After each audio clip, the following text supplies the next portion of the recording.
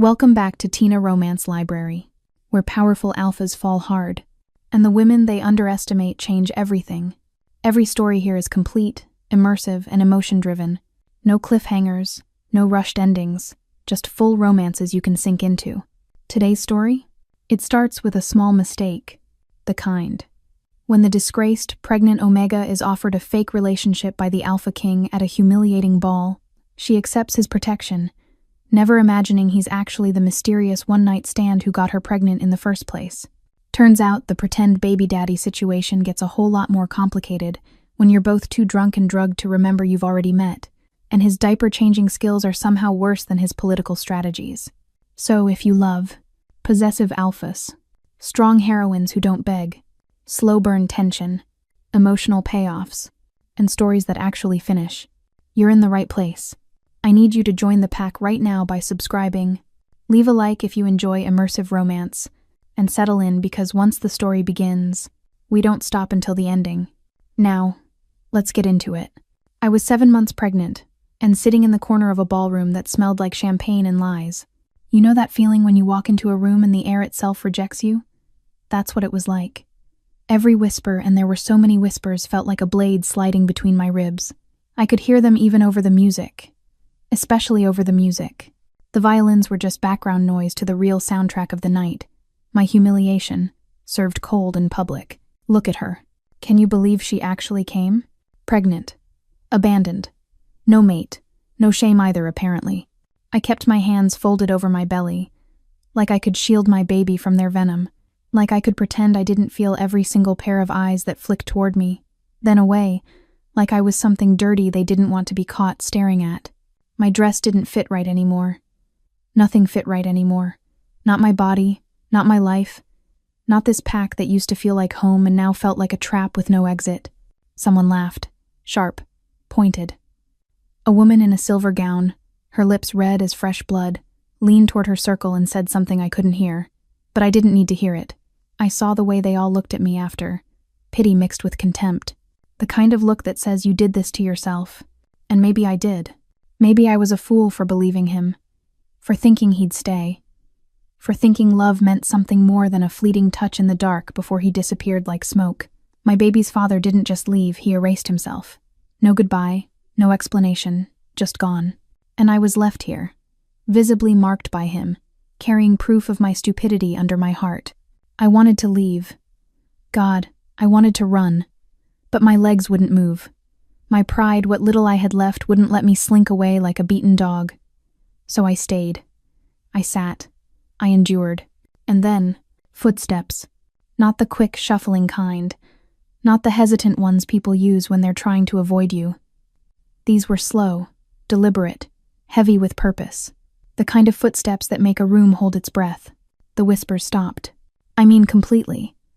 Like someone had reached into the air and strangled every voice at once. The violins faltered. Even the champagne seemed to stop fizzing. I didn't look up at first. I couldn't. My heart was hammering so hard I thought it might crack a rib. But I felt him. You know how they say alphas have a presence? That's an understatement. He had gravity, the kind that pulls you in whether you want it or not. The kind that makes your wolf sit up and pay attention even when you're trying to disappear. I looked up, and there he was, the Alpha King. Not just an alpha. The Alpha. The one every pack whispered about. The one whose name alone could start wars or end them. He was standing in front of me, dressed in black like he'd walked straight out of some dark fairy tale, and his eyes slate gray, cold as winter, were locked on mine. He didn't say anything at first. He just looked at me. Really looked. Like he could see through the dress, through the shame, through the walls I'd built around myself just to survive this night. And then, he moved. Not away. Toward. He lowered himself. Just slightly. Just enough that we were almost eye level. Close enough that I could smell him pine and smoke and something wild I couldn't name. Close enough that the entire room seemed to tilt on its axis. His voice, when he finally spoke, was low, rough, the kind of voice that doesn't ask it commands. But it was quiet, meant only for me. Pretend your baby is mine. I stopped breathing. I'm serious. My lungs just quit. My brain short-circuited trying to process what he'd just said. trying to understand why the most powerful wolf in the territory was kneeling in front of a disgraced, pregnant Omega and offering me what? A lie? A lifeline? A leash? His expression didn't change. He wasn't joking. He wasn't cruel. He was just waiting. Like he'd laid down a card and now it was my move. The room was still silent. Everyone watching. Everyone waiting to see what I would do. Waiting to see if I'd take his hand or slap it away. I should have asked why. I should have demanded answers. I should have done a lot of things. But all I could think was, what if I say yes? And here's the thing no one tells you about lies. Sometimes they're the only truth that can save you. But what no one knew, not even me in that moment, was that this lie, this beautiful, impossible, dangerous lie, it would become the most dangerous truth of all. I should probably tell you how I ended up in that ballroom in the first place. How a girl like me, Lady Anna, they used to call me, back when that title meant something, became the kind of woman an alpha king would need to rescue with a lie. It started with wine. No, that's not quite right. It started with jealousy. The wine just made it possible. My name is Anna, Lady Anna of the Crescent Moon Pack, if you want to be formal about it, though no one's been formal with me in months. I'm the daughter of the Beta Well, one of his daughters, the legitimate one, the one born to his true mate before she died, and left him hollow enough to take a second wife who never quite forgave me for existing. That's where Sabrina comes in, my half-sister. And I need you to understand something about Sabrina. She's beautiful. The kind of beautiful that makes people stupid. Golden hair that catches light like it's been dipped in honey. Eyes so blue they look artificial. A smile that could make grown wolves whimper. She had everything. Everything except the one thing she wanted most. She wanted to be chosen. See, in our pack, there's this ceremony, the lunar blessing. Happens once every 5 years under the full moon. And it's supposedly where the moon goddess herself picks the next generation of pack leaders, mates, destinies. All that cosmic nonsense wrapped up in ritual and wine, and a whole lot of political maneuvering. The ritual wine is sacred, or it's supposed to be. Made from moonflower petals that only bloom once a year, blessed by the elders, infused with herbs that are meant to open your spirit to the goddess's will. When you drink it, you're supposed to feel warm, connected, like the universe is whispering secrets directly into your soul. The elders called it destiny. Everyone else called it wine. I should have called it what it really was, a weapon. But I didn't know that. Not then. I trusted Sabrina. God help me, I actually trusted her. When she brought me that cup before the ceremony, her smile so sweet it could have rotted teeth, I thought she was being kind, sisterly. We'd never been close. How could we be? With her mother's resentment sitting between us like a wall. But I wanted to believe we could be. I wanted to believe that blood meant something. Here, she said, pressing the carved wooden cup into my hands. You look nervous. This'll help. I was nervous. I'd been nervous for weeks. The lunar blessing wasn't just some party, it was a chance. A chance to find a mate, to secure my future, to finally feel like I belonged somewhere, to someone. So when she offered me that cup, when she told me it was just a little extra blessing, something the elders made special for the Beta's daughters, I believed her. I drank it. All of it. It tasted like summer and starlight and something else. Something bitter underneath that I couldn't quite place. But I figured that was just the herbs. The sacred stuff always tastes a little wrong, doesn't it? A little too earthy, a little too wild. Within minutes I felt it. The warmth she'd promised. But it wasn't the gentle, glowing warmth the elders described. This was heat. Liquid fire spreading through my veins, pooling low in my belly, making my skin feel too tight and my thoughts feel too loose. The room started to blur at the edges. Faces became shapes. Voices became noise. Anna? Someone's hand on my arm. I couldn't remember who. Are you all right? I wasn't all right. I was burning up from the inside out. And my wolf, my usually quiet, well-behaved wolf, was clawing at my insides, like she was trying to break free, like she needed something, someone. Moonherb. That's what Sabrina put in my drink. I didn't know it then. I wouldn't know for weeks, not until it was far too late. Moonherb looks like any other blessing herb, but it's not sacred. It's illegal. Banned by every pack council for a reason. Because it doesn't open your spirit, it destroys your control. It turns your wolf feral with need, makes you desperate, strips away everything civilized until all that's left is instinct and hunger. It's what wolves use when they want to force a mating bond. And Sabrina gave it to me like it was a gift. I stumbled out of the ceremony hall. I remember that part. I remember the cool air hitting my face and doing nothing to stop the fire in my blood. I remember thinking I just needed to walk it off, to breathe, to get away from all those people and their staring eyes. I don't remember much after that. Just fragments, hands, a voice I didn't recognize, the feeling of grass against my back and stars spinning overhead, the certainty bone deep and absolute that this was right, that this was meant to be, that the goddess herself had led me here. Lies, all of it. The herb talking, not the divine. By the time I woke up the next morning, alone in the forest with my dress torn and my body aching, he was already gone. Whoever he was, whatever he was, gone like he'd never existed at all, leaving nothing behind but the faint smell of earth and regret. And a baby. Though I wouldn't know about that part for another month. Sabrina got what she wanted, by the way. She was chosen that night. Blessed by the goddess or so, everyone said. Matched with a wealthy alpha from the Northern Territories. There were congratulations. Celebrations. Our father looked at her like she'd hung the moon herself. No one noticed I was missing until it was too late to matter. And when I finally worked up the courage to tell anyone what had happened, when I tried to explain that something was wrong, that the wine had done something to me, Sabrina just smiled. That same sweet smile she'd given me when she handed me the cup. "You're confused, Anna," she said softly, in front of our father, in front of the elders. "The ritual wine affects everyone differently. Maybe you just had too much. Maybe I just had too much. Like it was my fault. Like I'd done this to myself. And my father, my own father, looked at me with something worse than anger, disappointment, shame.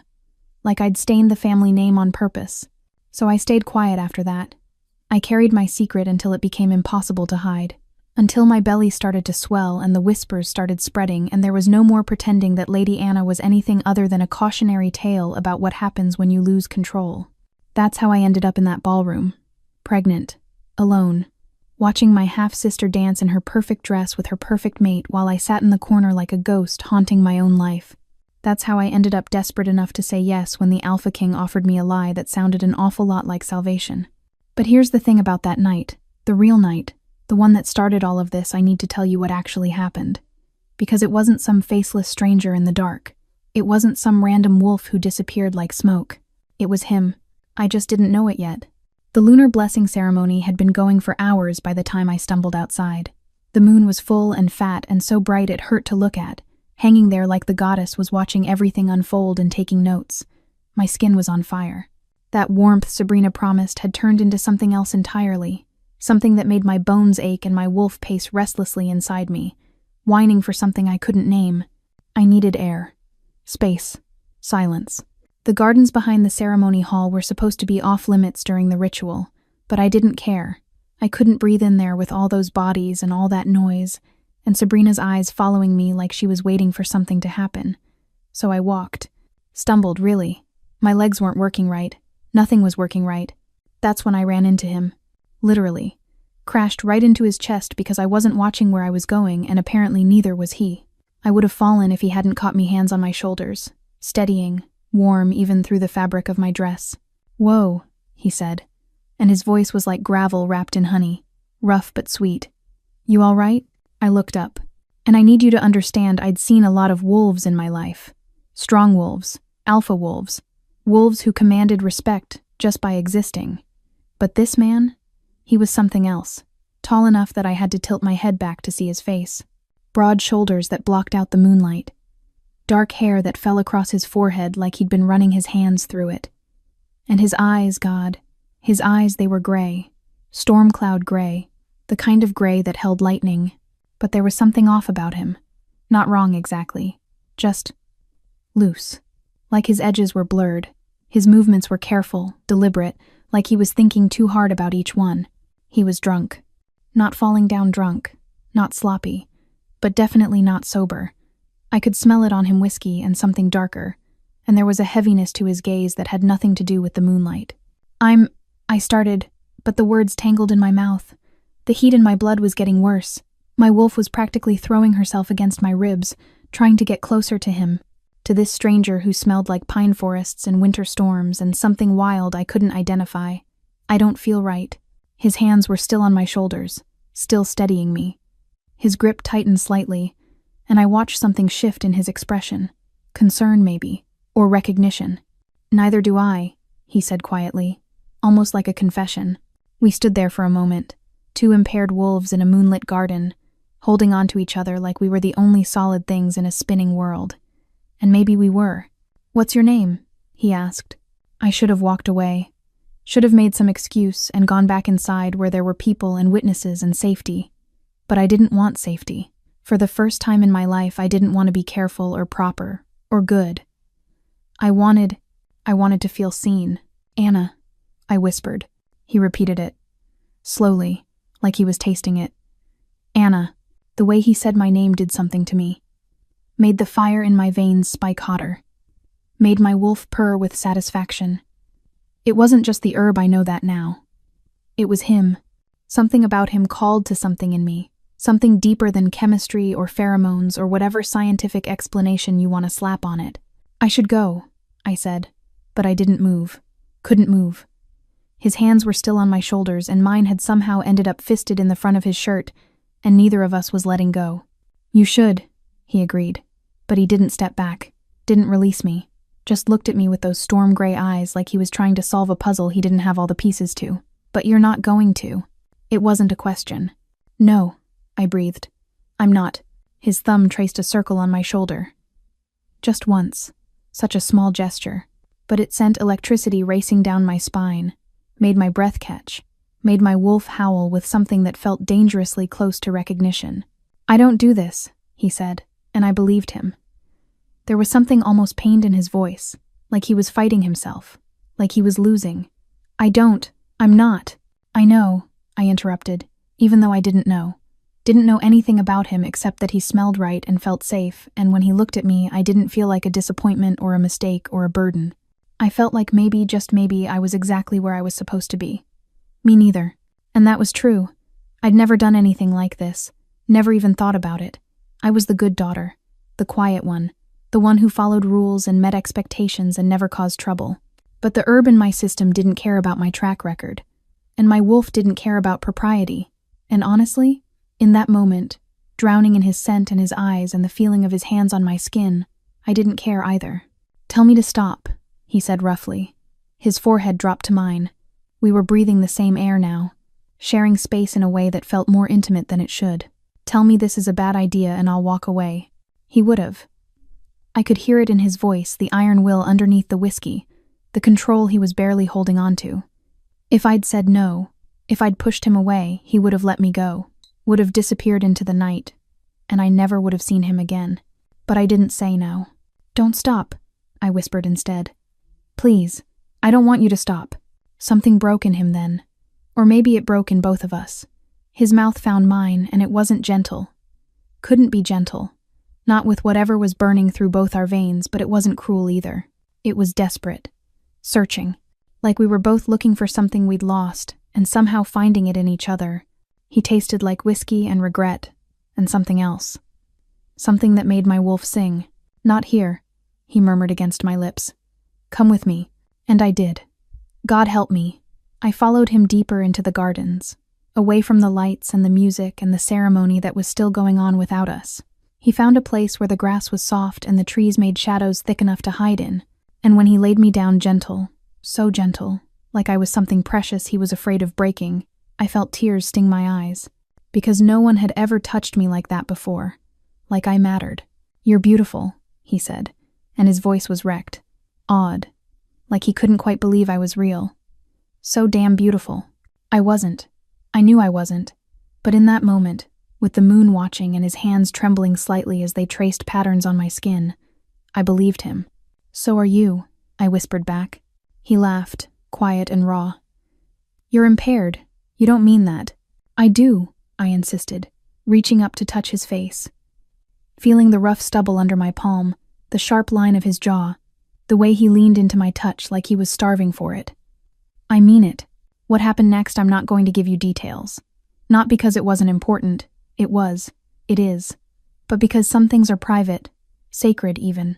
And because what mattered wasn't the physical act, though. My wolf had never felt more complete, but the way he held me after. The way his arms wrapped around me like a shield. The way he murmured things I couldn't quite hear but felt in my bones. For one night, I wasn't alone. For one night, I was chosen. And when I woke up the next morning, cold and sore and utterly alone with nothing but grass stains on my dress and his scent fading from my skin, I didn't know that the man who'd held me like I mattered, who'd made me feel seen for the first time in my life, was the Alpha King. I didn't know I'd just spent the night with the most powerful wolf in the territory. I didn't know that lie he'd offer me months later in that ballroom. It wouldn't be a lie at all. I ran. That's the part I'm not proud of. The part that still makes my chest ache when I think about it. I woke up just before dawn with his arms still heavy across my waist, his breath warm against my neck, and the first thing I felt wasn't regret. It was terror. Because the moon herb was wearing off. Reality was seeping back in like cold water, and with it came the understanding of what I'd done. What we'd done. I'd given myself to a complete stranger in the middle of the most sacred ceremony of our pack's calendar. I'd abandoned the ritual, disappeared, and now I was lying in the grass with a man whose name I didn't even know, wearing a torn dress and carrying the evidence of my recklessness on every inch of my skin. What would my father say? What would the elders think? What would Sabrina, the wine, the heat, the desperate, clawing need that had driven me out into these gardens in the first place? That wasn't normal. That wasn't me. Something had been wrong. Something had been done to me. But how could I ever prove it? Who would believe me over Sabrina's perfect smile and innocent eyes? I had to go. Had to get out of there before he woke up and saw me in the daylight. Before he realized what a mistake he'd made.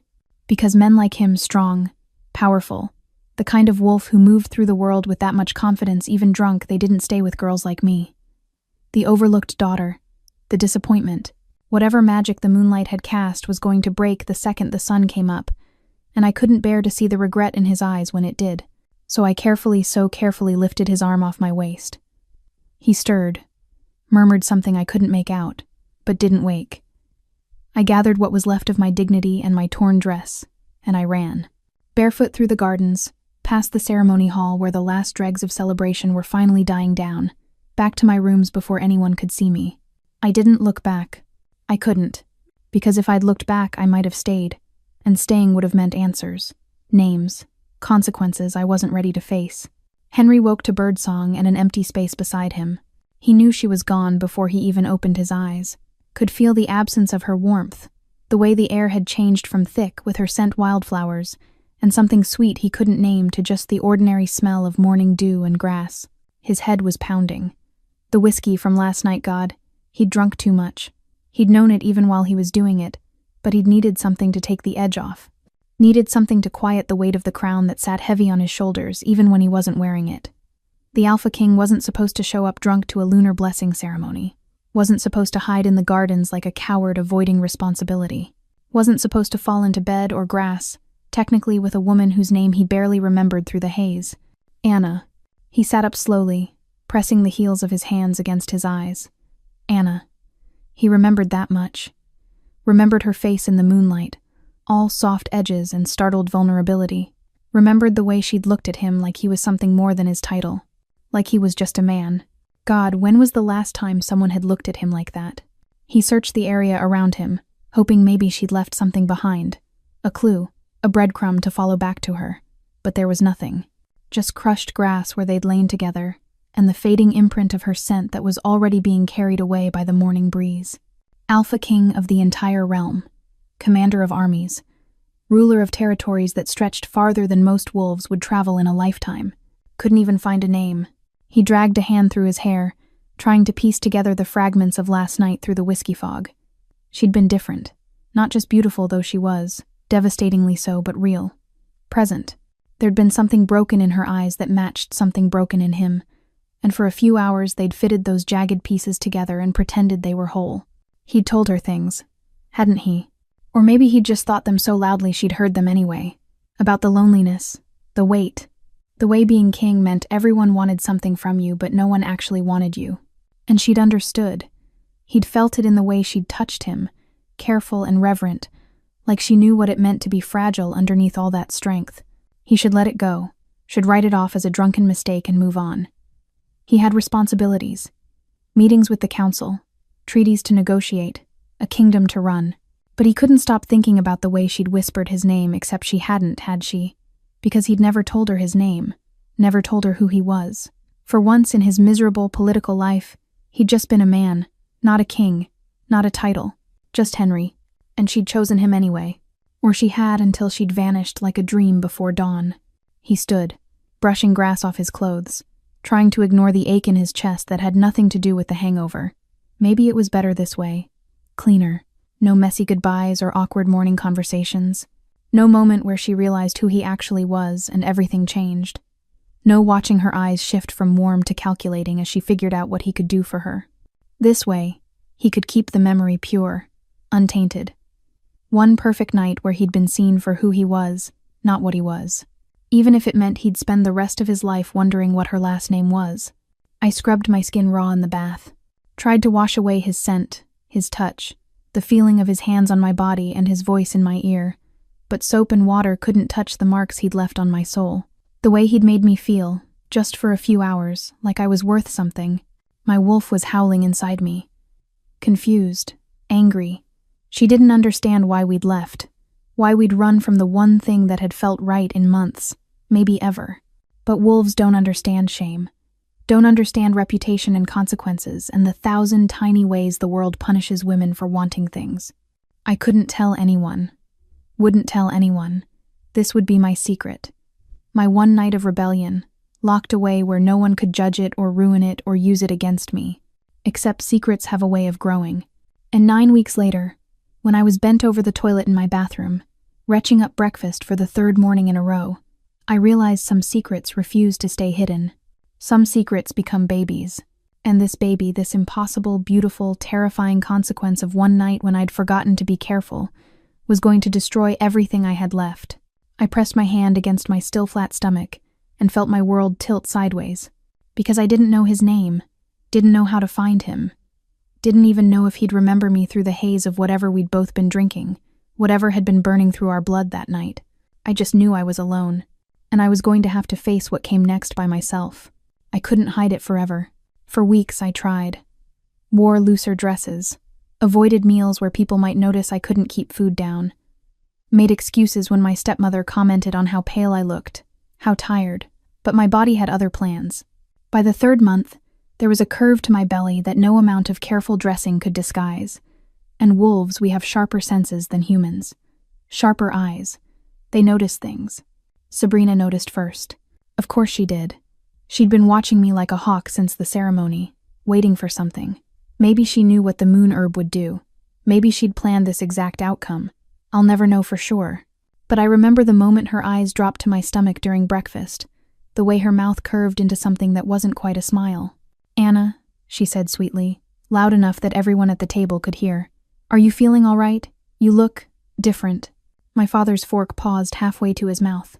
My stepmother's eyes sharpened. And I knew that whatever fragile peace I'd been living in was about to shatter. "I'm fine," I said, but my voice came out wrong. Thin, guilty. "Are you sure?" Sabrina pressed, all false concern. "Because you've been sick for weeks, and you're positively glowing. That's what they say, isn't it? That pregnant women glow?" The word hung in the air like poison. Pregnant. My stepmother's teacup hit the saucer with a crack. My father went very, very still, the kind of still that comes before violence. "Anna." His voice was low, controlled, deadly. "Is there something you need to tell me?" I should have lied. Should have laughed it off, blamed it on stress or illness or anything else. But I was so tired of lying, so tired of carrying this secret alone, of feeling like I was going to collapse under the weight of it. "Yes," I whispered. "I'm pregnant." The silence that followed was worse than screaming. My father stood slowly. His chair scraped against the floor, the sound like nails on a cough-board. When he looked at me, I barely recognized him. This wasn't the man who'd held me when I was small, who'd taught me to recognize pack members by scent, who'd once called me his little moon. This was the beta, the enforcer, the man who dealt with problems. And I had just become a problem. "Whose?" The word came out like gravel. "Who's the father?" "I don't..." My throat closed up. "I don't know." Wrong answer. So completely the wrong answer. His fist slammed into the table hard enough to make everything jump. "You don't know?" "It was the ceremony.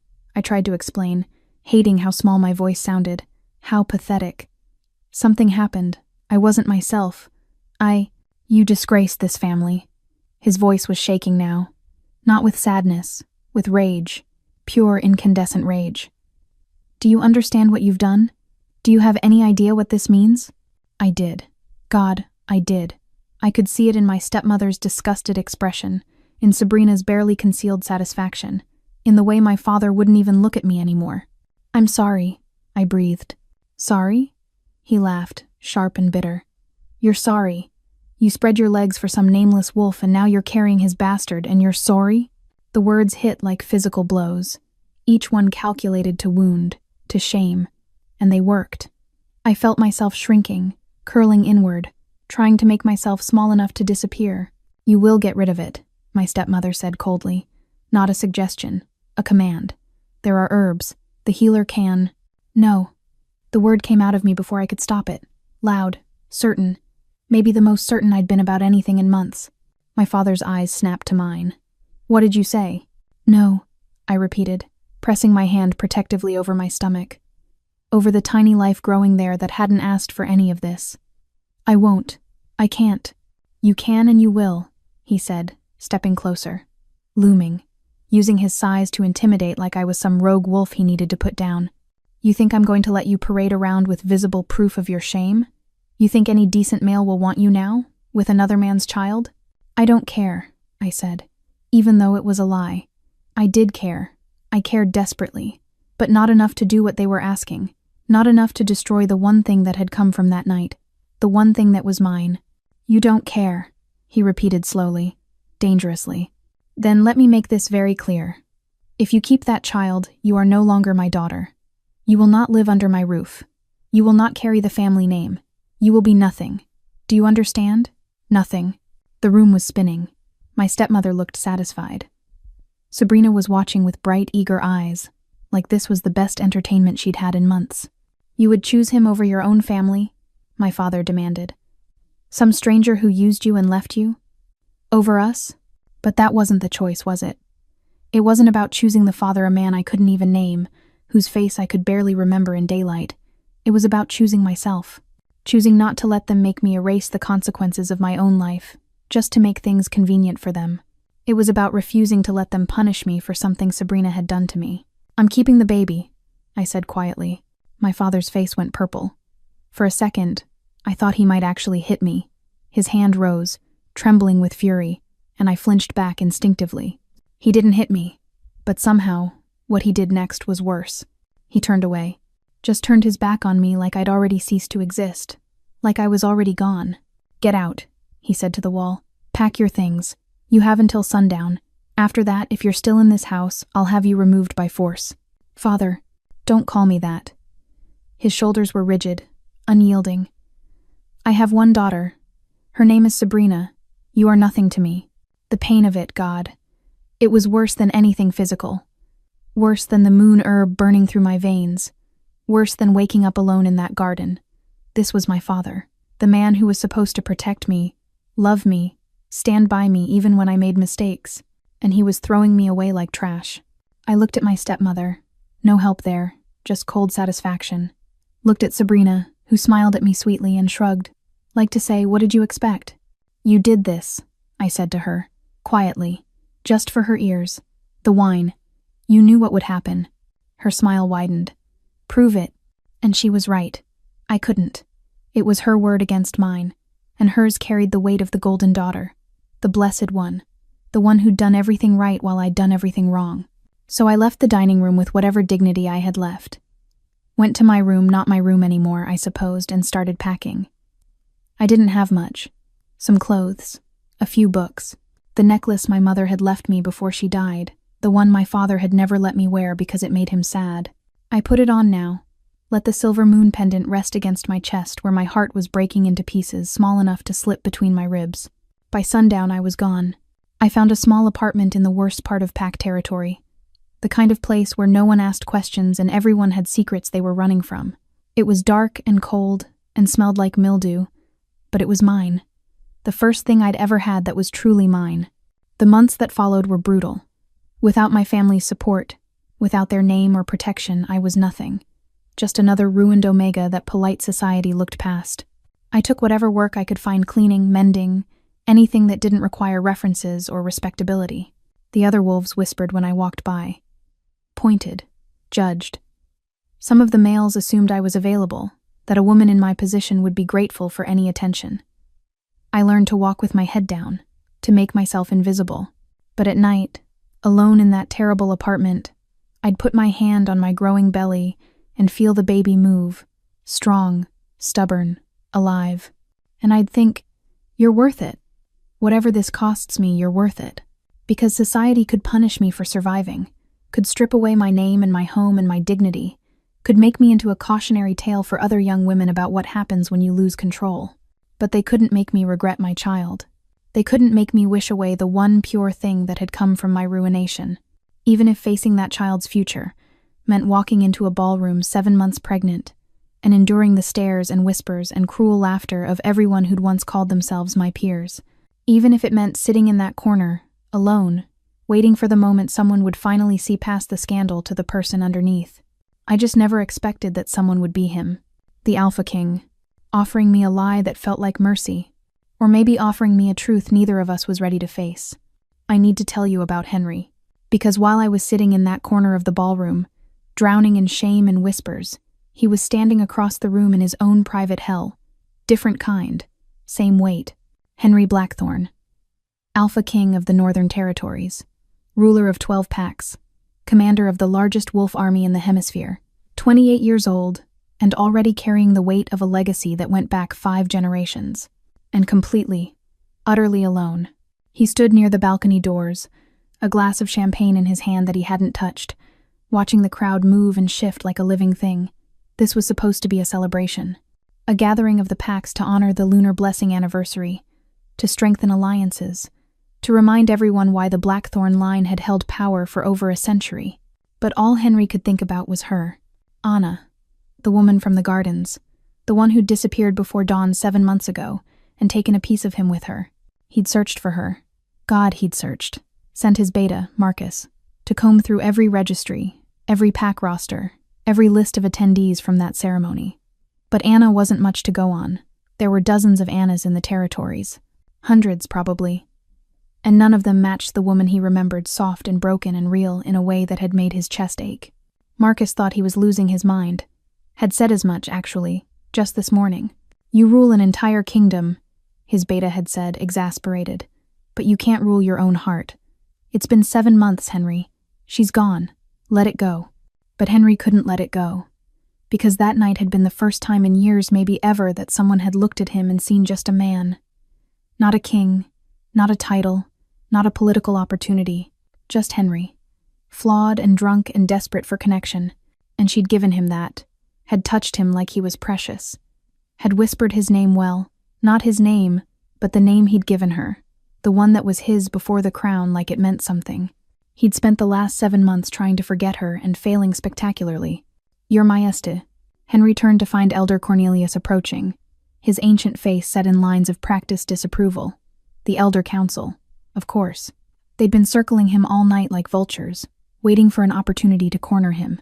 Elder, Henry acknowledged, keeping his voice neutral.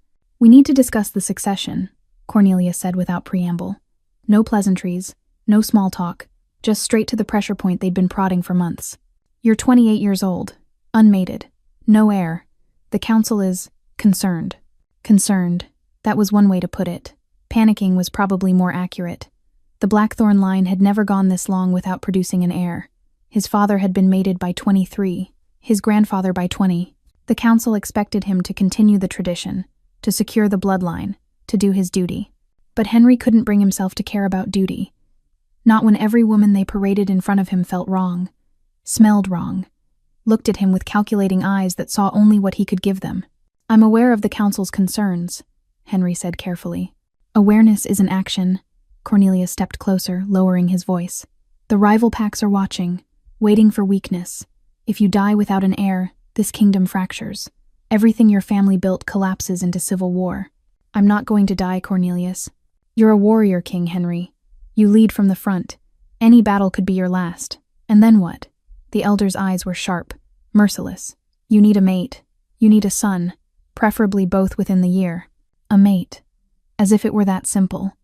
As if he could just pick someone from the eager crowd of eligible females and force a bond that should be sacred, should be chosen, should feel like her, like Anna, like that one perfect night when everything had aligned and made sense and he'd felt whole for the first time in his life. "I'll consider the council's recommendation," Henry said, which was political speak, for leave me alone. Cornelius wasn't fooled. "Consider quickly. We're running out of time." The elder retreated back into the crowd, leaving Henry with his untouched champagne and his tangled thoughts. He should find someone, should do his duty, should stop obsessing over a woman who'd made it clear she didn't want to be found. But then his eyes drifted across the ballroom, past the dancing couples, past the clusters of nobles pretending to enjoy themselves, past the elaborate decorations and the false smiles, and landed on her, on Anna, sitting in the corner. Alone. Very, very pregnant. Time stopped. Henry's glass slipped from his fingers. He barely heard it shatter against the marble floor. Barely registered Marcus appearing at his elbow, concerned, asking what was wrong. Because it was her. 7 months later. 7 months of searching and obsessing and trying to forget. And she'd been here all along. Not missing. Not gone. Just pregnant. 7 months pregnant. The timeline crashed into him like a physical blow. The ceremony had been 7 months ago. The night in the gardens. The morning he'd woken up alone. Oh God. Henry? Marcus was gripping his arm now. "What's wrong? You look like you've seen a ghost." "It's her," Henry breathed. His heart was pounding so hard he thought his ribs might crack. "The woman. From the ceremony. That's her." Marcus followed his gaze. Frowned. "The pregnant Omega in the corner? Henry, that's..." He paused. Did the math. Went very still. Oh no. "I have to..." Henry started forward without finishing the sentence. Didn't know what he had to do. Didn't have a plan. Just knew he couldn't stand here staring at her like a coward. Couldn't let her sit there alone, clearly suffering, while he hid behind his title and his fear. Marcus caught his arm. "Wait. Think about this. If that's your child, it's mine." Henry knew it. Bone-deep certainty that had nothing to do with logic and everything to do with the way his wolf was howling inside him, recognizing something essential. "It's mine."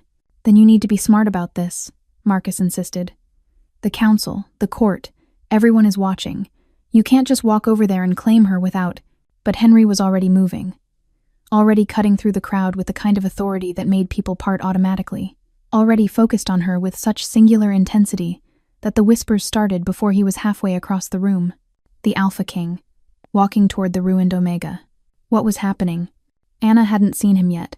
She was staring at her hands, at her swollen belly, looking like she wished she could disappear into the wallpaper. Looking exactly how she'd looked that night, vulnerable and trying so hard to be brave. And suddenly Henry understood. Understood why she'd run, why she hadn't come forward, why she'd chosen to face this alone rather than find him. She didn't know who he was. Didn't know that the man she'd spent the night with, the one she'd trusted with her body and her vulnerability, was the Alpha King. She thought he was just some wolf, just some stranger who'd used her and left. And he'd let her think that. Had been so drunk, so desperate to be anonymous, that he'd never told her his real name, never told her anything that would help her find him. He'd done this to her. Not intentionally, not maliciously. But the result was the same. She was alone, pregnant with his child, facing ruin and exile and shame, because of him. The crowd had gone silent now, everyone watching, waiting, speculating. He could feel the weight of their attention, the political implications already spinning out in a dozen different directions. But none of that mattered. What mattered was the woman in front of him. The one who was finally looking up, finally seeing him approach, and the recognition that was dawning in her eyes wasn't relief. It was terror, because she knew who he was now. Everyone knew who he was. The Alpha King. And here he was, walking toward her in front of the entire court, about to do something that would change both their lives forever. Henry reached her, stood in front of her while she stared up at him with those wide, frightened eyes, and he made a choice. Not the political choice, not the smart choice, not the choice the council would want or Marcus would recommend, or that made any logical sense. The right choice. He lowered himself. Just slightly. just enough to bring them eye level, close enough that he could smell her wildflowers, exactly like he remembered, now mixed with something sweet and maternal, close enough that he could see the moment she recognized him, really recognized him, not as the Alpha King but as the man from the gardens, the stranger who'd held her, the father of her child. Her lips parted. Shock, confusion, 1,000 questions she couldn't ask. So Henry asked one instead. Quietly. Just for her. Do you remember me? She nodded. Barely. Her hand moved protectively over her belly. Good, he said. And then, loud enough for the whole room to hear, loud enough to make it real and binding and impossible to take back. Pretend your baby is mine. The ballroom erupted. But Henry only had eyes for Anna. For the way her breath caught, for the tears that suddenly filled her eyes, for the tiny, almost imperceptible nod that felt like absolution, or maybe damnation. He wasn't sure which yet. His hand was warm, solid, real. I'd forgotten what it felt like to be touched without judgment, to have someone reach for me like I was worth reaching for. My fingers trembled as they met his palm, and I felt the slight squeeze he gave reassurance, maybe, or warning before he pulled me to my feet. Every eye in the ballroom was on us. Hundreds of them, watching, calculating, trying to make sense of what they were seeing. The Alpha King, holding the hand of the disgraced Omega, claiming her child as his own. I could feel the weight of their stares like physical pressure against my skin, could hear the whispers starting again, building from shocked murmurs into something louder, more aggressive. Is he serious? That can't be his child. She's been pregnant for months, and he's never... This is a political move. Has to be. But why her? Why that Omega? Henry didn't let go of my hand. His grip tightened instead, anchoring me, keeping me upright when my legs wanted to give out. His other hand moved to my lower back, protective, possessive, and I felt his wolf rising to the surface, not threatening, just present, making it clear to every wolf in the room that I was under his protection now, that anyone who wanted to hurt me would have to go through him first. Your Majesty. Elder Cornelius appeared at Henry's elbow, his ancient face creased with disapproval and barely concealed panic. Perhaps we should discuss this privately, before any announcements are made. There's nothing to discuss, Henry said, his voice carried across the ballroom, calm, absolute, the voice of a king who didn't explain his decisions. Lady Anna is carrying my child. She will be treated with the respect and protection that position demands. Lady Anna. He'd given me back my title. The one my father had stripped away. Just like that. With a handful of words, I felt something crack open in my chest. Something that had been locked tight for months. But Your Majesty, Cornelius tried again. Are you questioning me, Elder? Henry's tone didn't change. Still calm, still controlled, but there was steel underneath now. A reminder that for all his relative youth, he was still the Alpha King, still the wolf who commanded armies and could crush rebellions with a word. Cornelius went pale. No, Your Majesty. Of course not. Good. Henry's attention shifted back to me. Those gray eyes searching my face. You look exhausted. When did you last eat? The question was so unexpected, so mundane compared to the chaos exploding around us, that I almost laughed. This morning, I think. You think? His jaw tightened. Marcus. His beta materialized from somewhere in the crowd. Tall, dark-haired, with sharp eyes that missed nothing. He looked between Henry and me, his expression carefully neutral, but I could see the questions spinning behind his gaze. Get food brought to the small receiving room, Henry ordered. Real food, not the decorative nonsense they're serving here, and clear it of people. We need privacy. Your Majesty, the presentation, Marcus started, can wait. Henry was already moving, already guiding me toward one of the side doors, his hand still firm on my back. Everything can wait. We walked through the ballroom together, past the shocked faces and open mouths, past Sabrina, whose expression had gone from smug satisfaction to incredulous rage, past my father, who looked like he'd been struck by lightning, past all of them, and with every step I felt the whispers following us like a living thing. Did you see his face? He actually looks concerned about her. This can't be real. There's no way. 7 months pregnant. The timeline doesn't even make sense. Where has he been?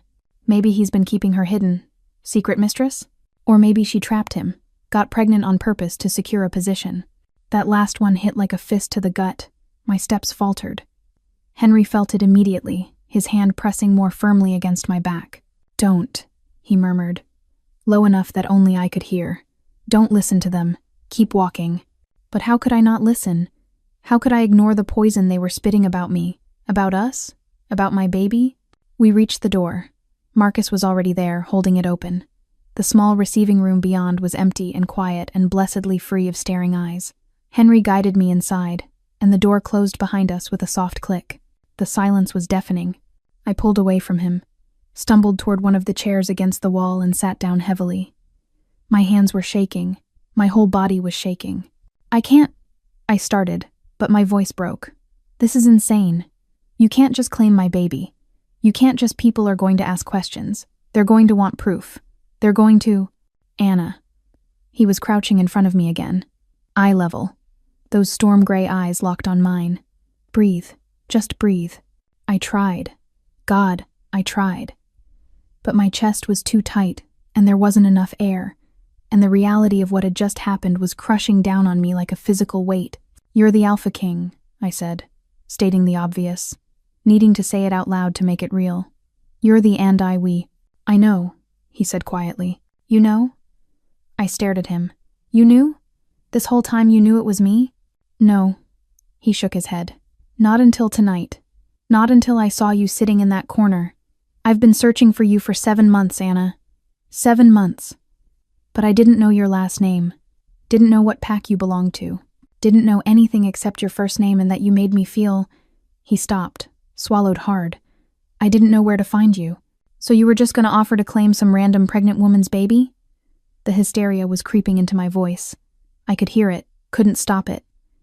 Out of what? Charity? Guilt? "I was going to offer to protect someone who needed protecting," he said, steady, certain.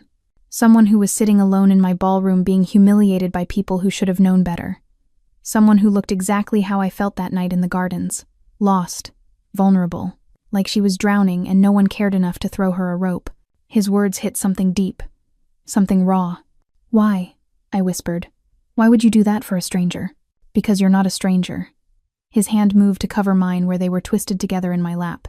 "You stopped being a stranger the moment you trusted me enough to let me touch you. The moment you looked at me like I was just a man instead of a crown, and I—" His voice roughened. "I failed you. I left you alone. Let you wake up by yourself thinking you meant nothing. Let you face all of this without me. You didn't know," I said. But the words felt hollow. Because part of me, the angry, hurt part that had spent 7 months feeling used and abandoned, wanted to blame him anyway. "I should have known." His grip on my hands tightened. "I should have found you. Should have made sure you were okay. Should have—" The door opened. Marcus entered carrying a tray of food. Real food, like Henry had ordered. Bread and cheese and sliced meat and fruit that actually looked ripe. My stomach growled despite everything. "Eat," Henry ordered, releasing my hands and stepping back, giving me space. "We can figure out the rest after you've eaten." I wanted to argue, wanted to demand answers and explanations and a time machine that could take us back to before everything got so impossibly complicated. But I was so tired, so hungry, and the food smelled good enough to make my eyes water. So I ate. And while I ate, Henry and Marcus stood by the door speaking in low voices. I caught fragments of their conversation. Damage control, the council, public announcement, security, all the logistics of turning a spontaneous moment of protection into something sustainable, something real. "They're not going to accept this easily," Marcus was saying.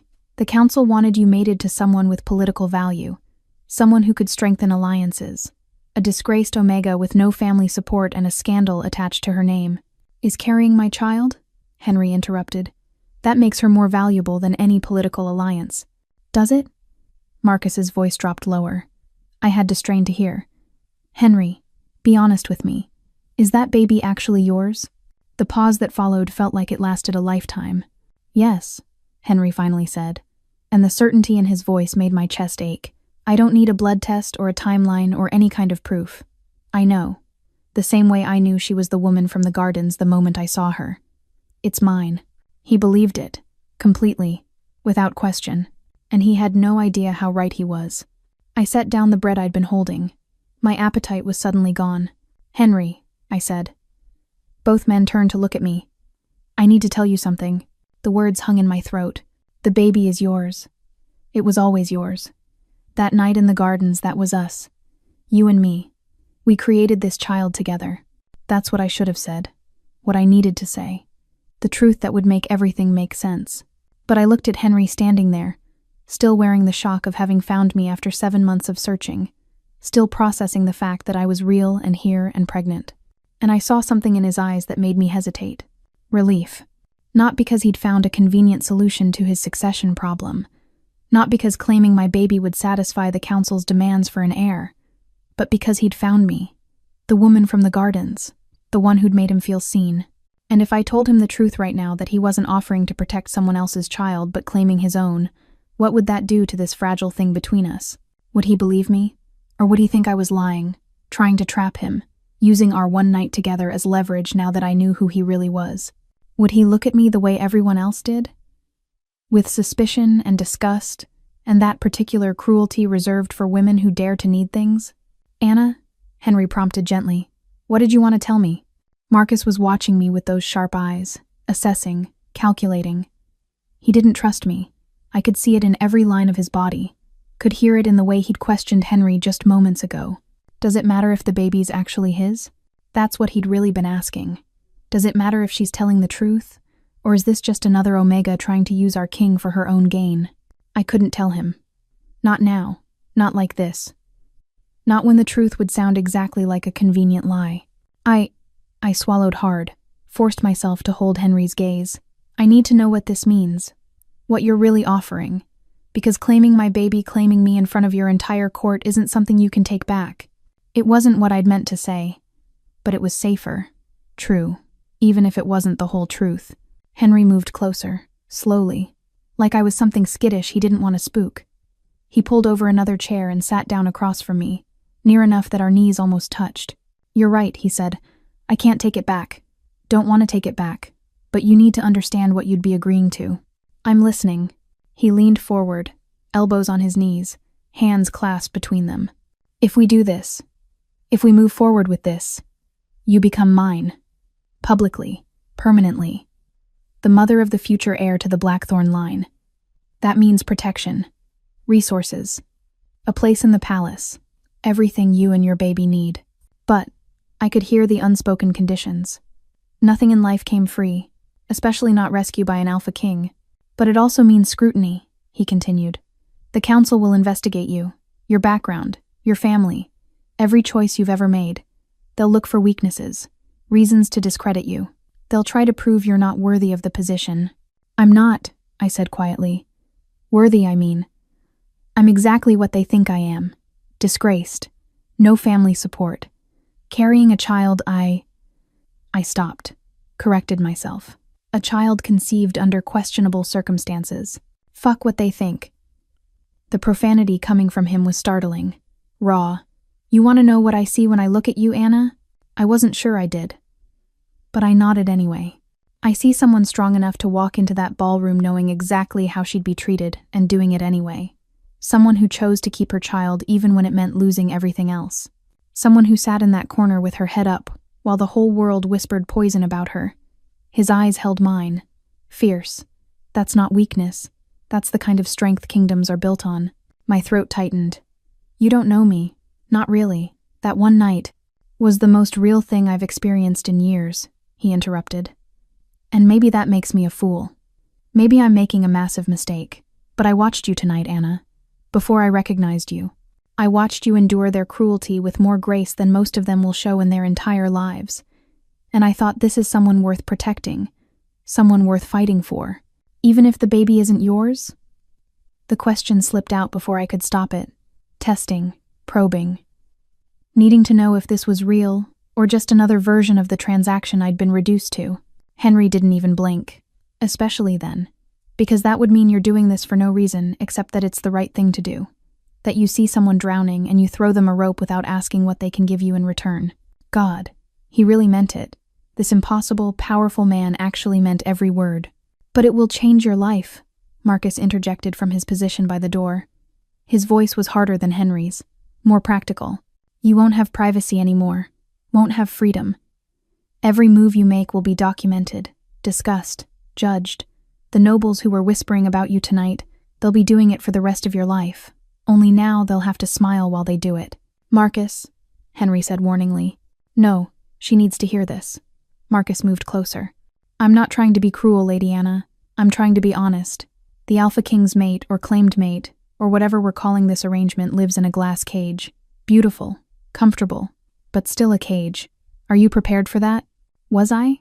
I looked down at my hands, at my swollen belly, at the physical evidence of a child who deserved better than the life I could give them alone. This baby would be born in 3 months, and then what? I'd raise them in that terrible apartment where the pipes froze in winter and the neighbors fought through the walls. I'd work whatever jobs I could find, leaving my newborn with strangers while I cleaned houses or mended clothes. I'd watch my child grow up knowing they were unwanted, a mistake. Or I could accept this, accept Henry's protection, his name, his lie that wasn't really a lie at all. My child could grow up safe, fed, warm, with opportunities I could never provide alone, with a father who'd already proven he'd step up when it mattered, even for a child he thought belonged to someone else. But it meant giving up the truth. Meant living in this strange space between reality and pretense. Meant looking Henry in the eyes every day and knowing I was keeping something from him. Something massive. I need you to promise me something, I said finally, looking up at Henry. Anything. Promise me this isn't about the succession, or the council, or solving your heir problem. I held his gaze. Promise me you're doing this because you actually want to. Because you want us. Not just what we represent. Something shifted in his expression. Softened. The night we met, the real meeting. Not tonight, you asked me what my name was. Do you remember? I nodded. I told you. But not the whole truth. Not the part that mattered. Not the titles and the weight, and all the things that make me the Alpha King instead of just a man. He reached out slowly, giving me time to pull away. When I didn't, his hand settled over mine. Warm, grounding. I've spent my whole life being what other people need me to be, doing what's expected, what's required, what keeps the kingdom stable and the council satisfied. But when I saw you tonight, sitting in that corner, I didn't think about succession or politics or duty. What did you think about? I thought about how wrong it was that someone like you should be treated like that, and how right it felt when you let me hold you, and how maybe, just maybe, protecting you and your child might be the first truly selfish thing I've done in years. His thumb traced a circle on the back of my hand. So yes, Anna, I promise. This is about you, about us, about the chance that maybe we both deserve something good after all the darkness. The words settled into my chest, took root, and I realized I believed him. Maybe I was a fool. Maybe this would blow up in both our faces. Maybe the truth would come out eventually and destroy whatever fragile thing we were building. But right now, in this moment, I had a choice. Trust him, or don't. Take his hand, or walk away. Save my child, or cling to pride that wouldn't keep us fed, or warm, or safe. Okay, I whispered. Then louder, stronger. Yes, I accept. Henry's entire body seemed to relax, like he'd been holding himself rigid, braced for rejection, and my acceptance had released something locked tight inside him. Thank you, he breathed. I almost laughed, almost pointed out the absurdity of him thanking me for accepting his protection, his resources, his everything. But there was something genuine in his relief, something that told me this mattered to him in ways I didn't fully understand yet. So what happens now? I asked. Marcus answered before Henry could. Now we control the narrative. Make an official announcement before the rumors get too out of hand. Establish Lady Anna in the palace. Provide security. And prepare for the council to lose their collective minds. They're going to investigate me, I said. Not a question. A certainty. Let them. Henry's hand tightened on mine.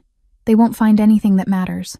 And even if they did, even if your past was 10 times worse than whatever they're imagining, it wouldn't change my decision. You can't know that. I can. He leaned closer. Close enough that I could see the flecks of silver in his gray eyes. Close enough that I could smell pine and smoke and that wild thing that made my wolf sing. Because I've already decided, Anna. You're mine now. And I protect what's mine. The possessiveness in his voice should have scared me. Should have raised red flags and warning bells. But instead it felt like safety. Like maybe finally I wouldn't have to fight alone. Yours, I repeated softly, testing the word, the weight of it. If you'll have me. Such a strange reversal. The Alpha King asking permission from a disgraced Omega. The most powerful wolf in the territories offering himself to someone society had decided was worthless. But that's what he was doing. I could see it in his eyes, in the vulnerable set of his shoulders, in the way he waited for my answer like it actually mattered. Like I actually mattered. Yes, I said, and felt the world shift beneath my feet. I'll have you. Henry stood first, extended his hand to help me up, and when I rose awkward, heavily pregnant, still wearing a borrowed dress that didn't fit right, he didn't let go. Ready? He asked quietly. I wasn't, not even close, but I nodded anyway, because ready or not, this was happening. Marcus opened the door. The noise from the ballroom hit us immediately, that thick buzz of hundreds of conversations happening at once, speculation and gossip and shock still rippling through the crowd.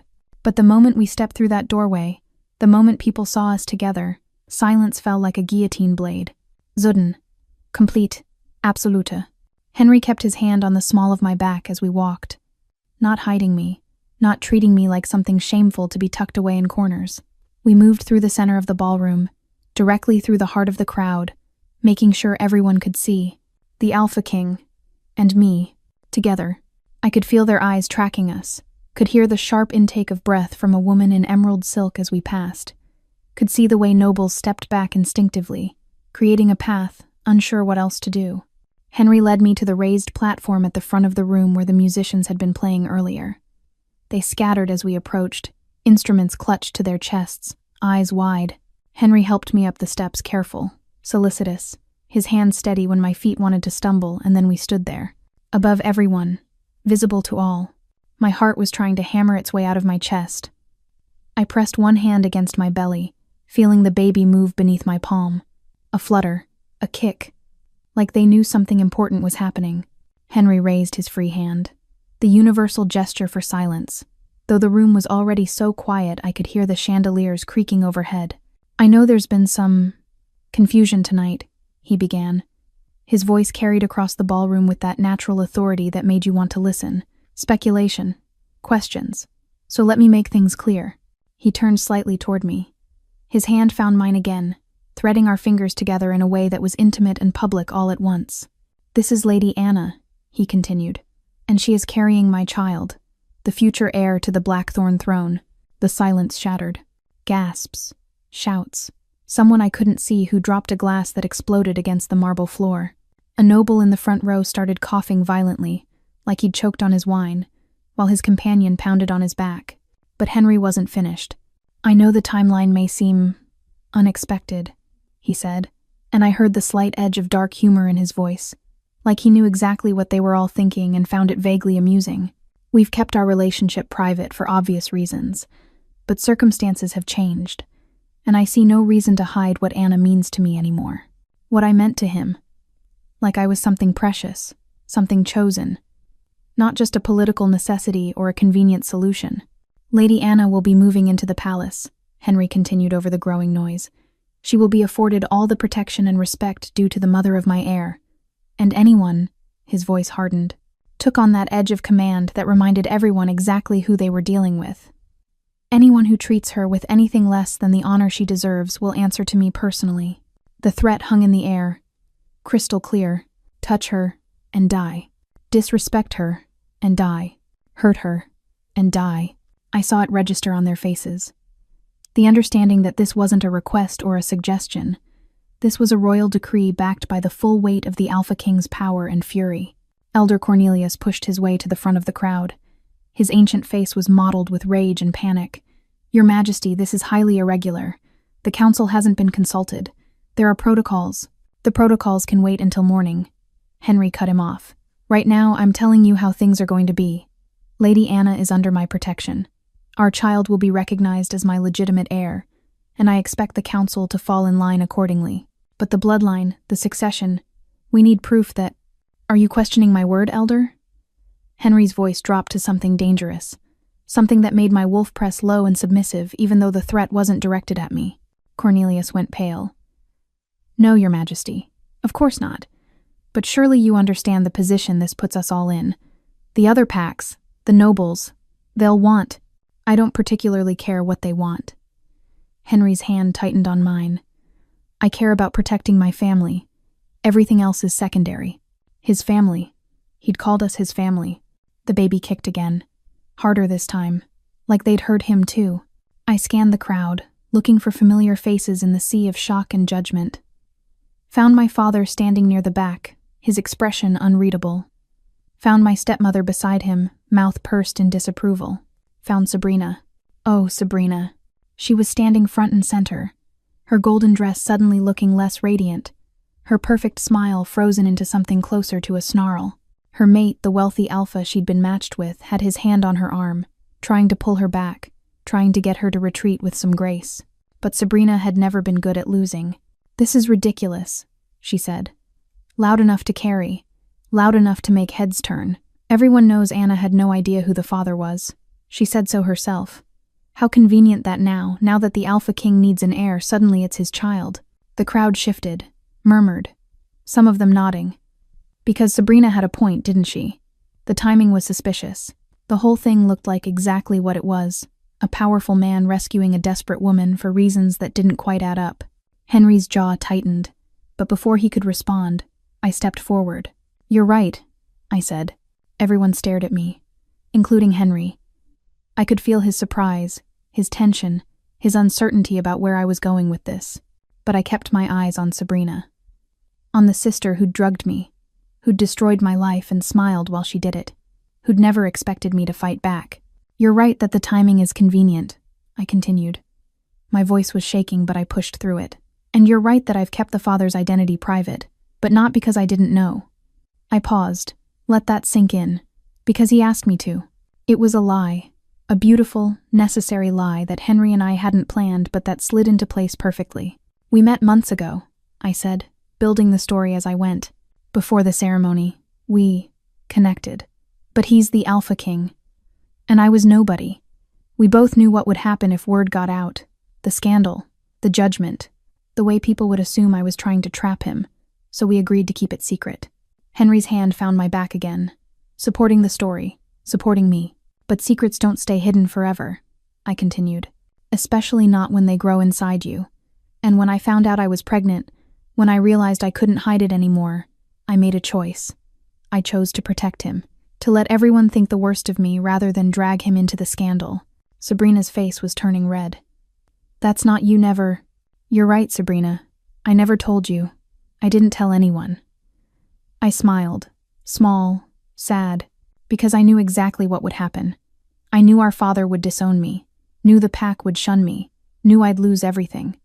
But I thought I hoped that keeping the secret would at least protect him. "How noble," Sabrina spat, but her voice had lost some of its venom, because the story made sense, fit the timeline, explained the mystery in a way that cast me as loyal rather than promiscuous. "His Majesty made his own choice tonight," I said. "He decided our child's future was more important than the secret. That I shouldn't have to carry this burden alone anymore. And yes, the timing is convenient, but that doesn't make it any less true." The crowd was eating it up. I could see it on their faces. The way the story resonated made them reconsider, made them wonder if maybe, just maybe, they'd judged me too harshly. "Well," someone in the crowd stage whispered. That escalated quickly. A ripple of nervous laughter, the tension breaking just slightly. Henry's hand slid around my waist, pulling me closer. When I looked up at him, there was something in his eyes.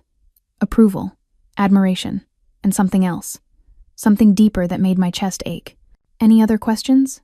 he asked the crowd, daring them, challenging them to push back now that the narrative had been established. No one spoke. "Smart. Good." Henry's voice softened. "Now if you'll excuse us, Lady Anna needs rest. It's been a long night." He helped me down from the platform. The crowd parted automatically this time, creating a wide berth. I could feel their eyes still tracking us, still speculating, but the sharp edge of cruelty had dulled. The story had given them something else to think about besides my shame. We were almost to the door when my father stepped into our path. He looked older up close, tired. The lines around his eyes had deepened in the months since I'd seen him. "Anna," he said. Not angry, not warm, just uncertain. "Beta Marcus," Henry said coolly, deliberately using the formal address rather than acknowledging the family connection. "Is there something you need?" My father's eyes flicked between us. "I wanted to apologize." To my daughter. For, he struggled with the words, for not standing by her when she needed me. Too little, too late. But I saw something in his face that looked almost like regret. Apology noted, Henry said before I could respond. His tone made it clear the matter was closed, that my father's opinion no longer mattered. Now, if you'll excuse us. We moved past him, left him standing there with his regret and his too late realizations. And I felt nothing. No satisfaction, no anger, just emptiness where love used to live. But Henry's hand was warm on my back, and the baby was moving beneath my heart. And for the first time in 7 months, I wasn't walking alone. The palace was obscene. That's the word that kept running through my head as Henry led me through corridors wider than my entire apartment had been. Obscene, excessive, beautiful, in a way that made you feel small just by existing near it. Marble everywhere. Gold leaf on the ceiling moldings. Tapestries that probably cost more than I'd earn in 10 lifetimes. Windows so tall they seemed to stretch toward the sky itself, framed by velvet curtains in deep crimson that pooled on the polished floors. This was going to be my home. The thought made me dizzy. The guest wing is to the east, Marcus was saying, walking slightly ahead of us with the brisk efficiency of someone who'd navigated these halls 1,000 times. But we've prepared rooms in the family wing for Lady Anna, close to your Majesty's chambers, for convenience. The pause before that last word was telling. They'd put me close to Henry to maintain the illusion, to make it believable that we were together. A couple. Partners. Not two strangers held together by a lie and a baby neither of us had planned for. Here. Marcus stopped in front of a set of double doors carved with intricate designs, wolves and moons and forests. He pushed them open. I stepped inside, and my breath caught. The room was enormous. A 4-poster bed dominated the center, draped in soft fabrics that looked like they'd feel like clouds.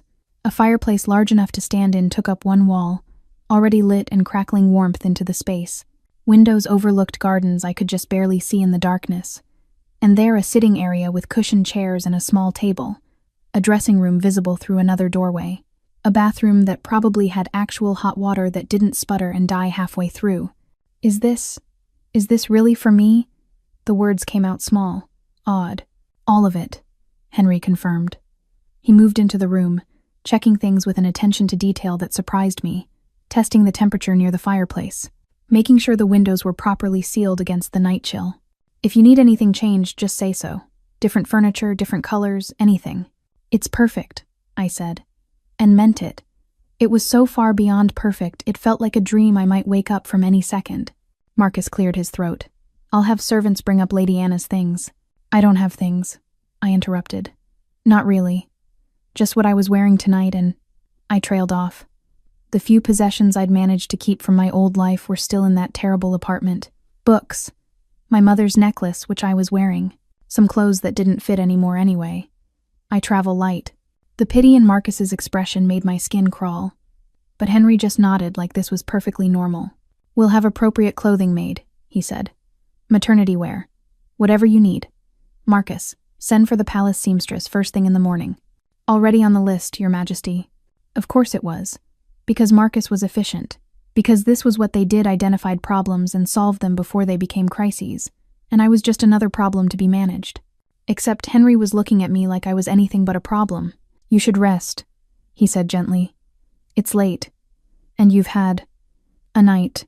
That was putting it mildly. What about you? I have meetings. Damage control with the council. Marcus needs to brief the security detail about new protocols. He moved closer. Close enough that I could smell that pine and smoke scent that made my wolf stir. But I'll check on you in the morning. Make sure you're settling in all right. You don't have to. I want to. His hand came up, hesitated, then settled gently on my shoulder. You're not alone anymore, Anna. I need you to understand that. You're not facing this by yourself. My throat tightened. Thank you. He left then. He and Marcus both, closing the doors behind them with a soft click that left me standing in the middle of obscene luxury, wondering what the hell I'd just agreed to. The first week was strange. I barely saw Henry. He was dealing with the aftermath of his announcement, councils, and meetings, and the 1,000 political fires that apparently needed putting out when the Alpha King suddenly claimed a pregnant Omega as his mate. But his presence was everywhere. Fresh flowers appeared in my room every morning. Meals were brought at regular intervals, real food, nutritious food, more than I could possibly eat. A seamstress came and measured me for new clothes, chattering about fabrics and styles while I stood there feeling like a dress-up doll. The palace doctor examined me, declared the baby healthy, strong heartbeat, good positioning, due in approximately 3 months, maybe sooner. He was kind but professional, and he didn't ask questions about the father that I could tell he was dying to ask. Servants appeared to help with things I didn't even know needed helping with, drawing baths, organizing the new clothes as they arrived, bringing me books when they noticed me staring out the windows with nothing to do. It was comfortable, safe, everything I'd needed when I was struggling alone in that apartment, and I hated it. Not the comfort itself, but the isolation. The way I was being kept separate from the rest of palace life. Protected, yes, but also hidden, like something valuable but slightly embarrassing that needed to be locked away in a nice room until it was time to parade it out for official purposes. On the 8th day, I decided I'd had enough. I got dressed one of the new dresses that actually fit, soft blue fabric that accommodated my belly, and walked out of my room, into the corridor, past the guard who straightened in surprise when he saw me but didn't try to stop me. I wandered. The palace was a maze, but I didn't care. I just needed to move, to feel like I existed outside that beautiful cage. I found a library. Enormous, floor-to-ceiling books. The kind of room scholars probably dreamed about. I was running my fingers along leather spines, reading titles, when I heard voices approaching. Still can't believe he actually went through with it. I can. You saw how he looked at her, like she was the only person in the room. But the scandal will blow over. It always does. Give it a few weeks and everyone will find something else to whisper about. 2 women rounded the corner. Nobles, based on their dress. They stopped when they saw me, eyes going wide, then calculating. "Lady Anna," one of them said. "Too sweet, too polite. We didn't expect to see you here." "I like books," I said simply. "Is that allowed?" Of course. It's just we heard you were resting, recovering, the pregnancy and all." The way she said, "the pregnancy," made it sound like a disease. "I'm fine," I said. "The baby's fine, we're both just fine." "Of course you are." The other woman smiled. "His Majesty has been so attentive, making sure you have everything you need." There was a question buried in there. An insinuation. "What exactly are you giving him in return?" "He's very kind," I said neutrally. "Kind? Yes." The first woman exchanged a look with her companion. "We were just wondering, how exactly did you and His Majesty meet? The story at the ball was so romantic, but so vague. They wanted details, wanted something they could pick apart and examine for inconsistencies." "I'm afraid the details are private," I said. "You understand." "Oh, absolutely. We would never pry." "Definitely prying. It's just so unusual. His Majesty has always been so careful about his relationships. And then suddenly you, like you appeared out of nowhere." I felt something cold slide down my spine. This wasn't idle curiosity. This was a test. They were probing, seeing if I'd crack under polite pressure.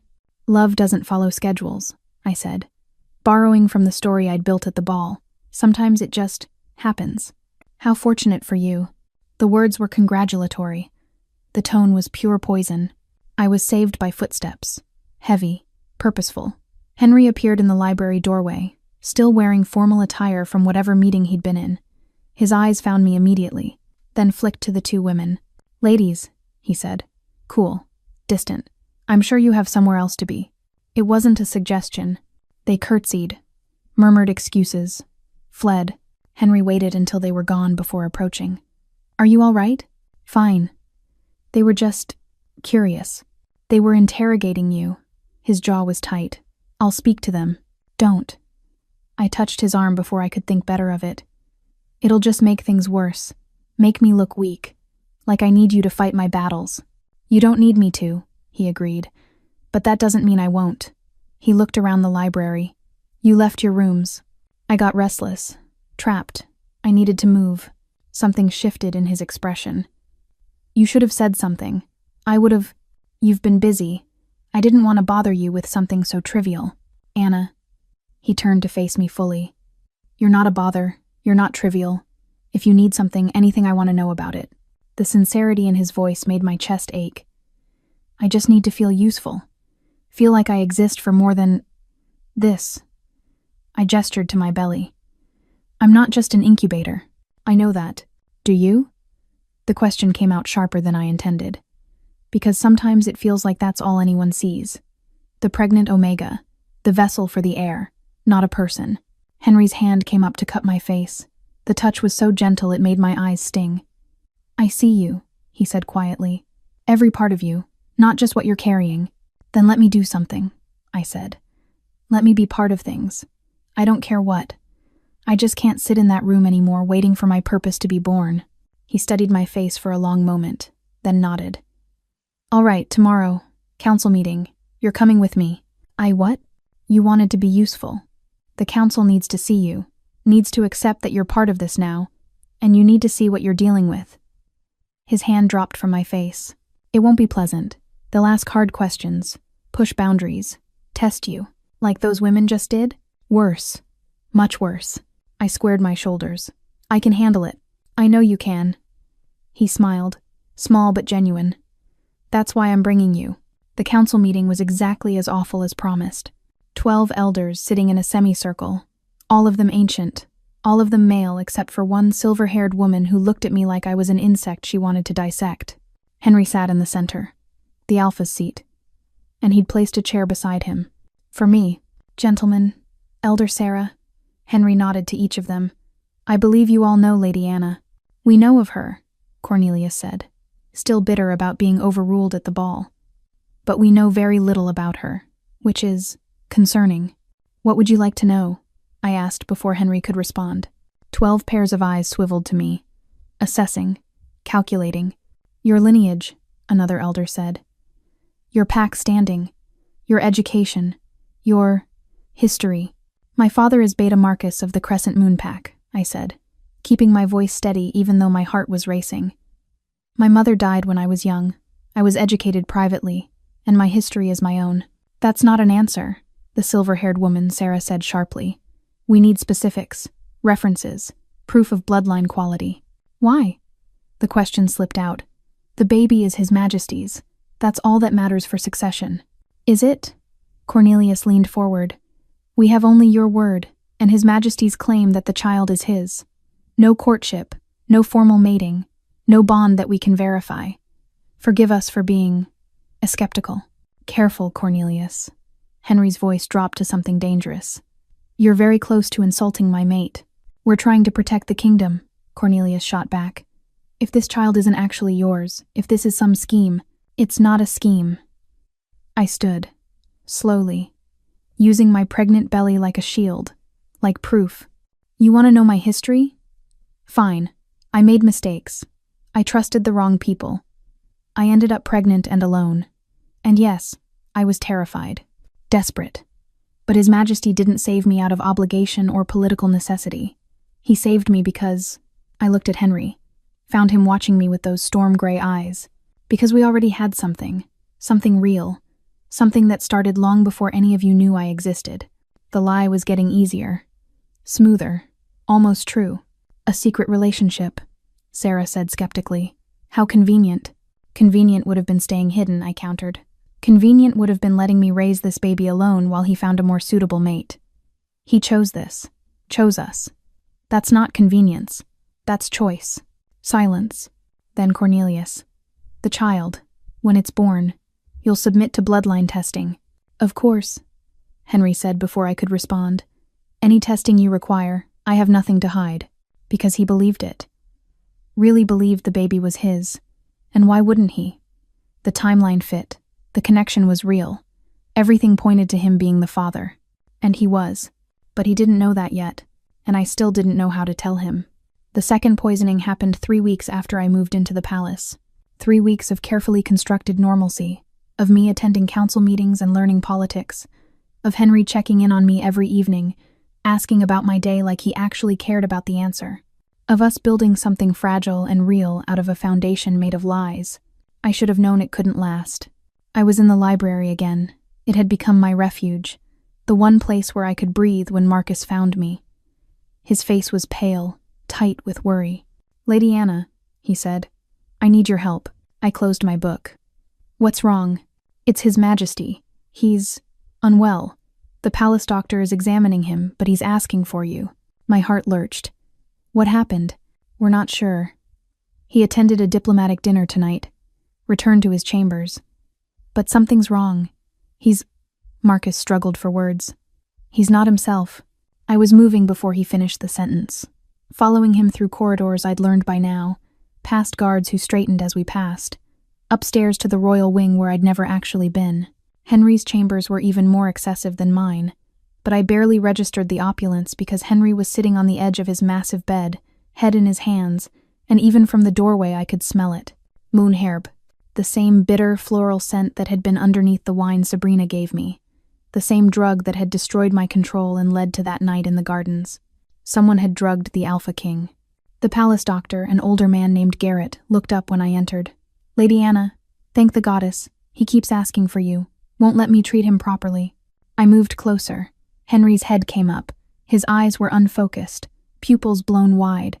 His skin was flushed, and there was a sheen of sweat on his forehead despite the cool evening air. Anna, he breathed, like my name was a prayer. You're real. You're here. I'm here. I knelt in front of him carefully, my pregnant belly making the position awkward. Henry, what happened? What did you eat? Drink. Wine. His hand reached out, fingers tangling in my hair. The touch was desperate, seeking. At the dinner, Sabrina, she offered a toast. To the future heir. I drank it. Of course it was Sabrina. How much did you drink? Dr. Garrett asked. 1 glass. Maybe 2. I don't. Henry's eyes squeezed shut. Everything's burning. Can't think straight. Can't. It's moon herb, I said. Both Marcus and Dr. Garrett turned to stare at me. I recognized the scent. Someone put moon herb in his wine. That's illegal, Marcus said sharply. Banned substance.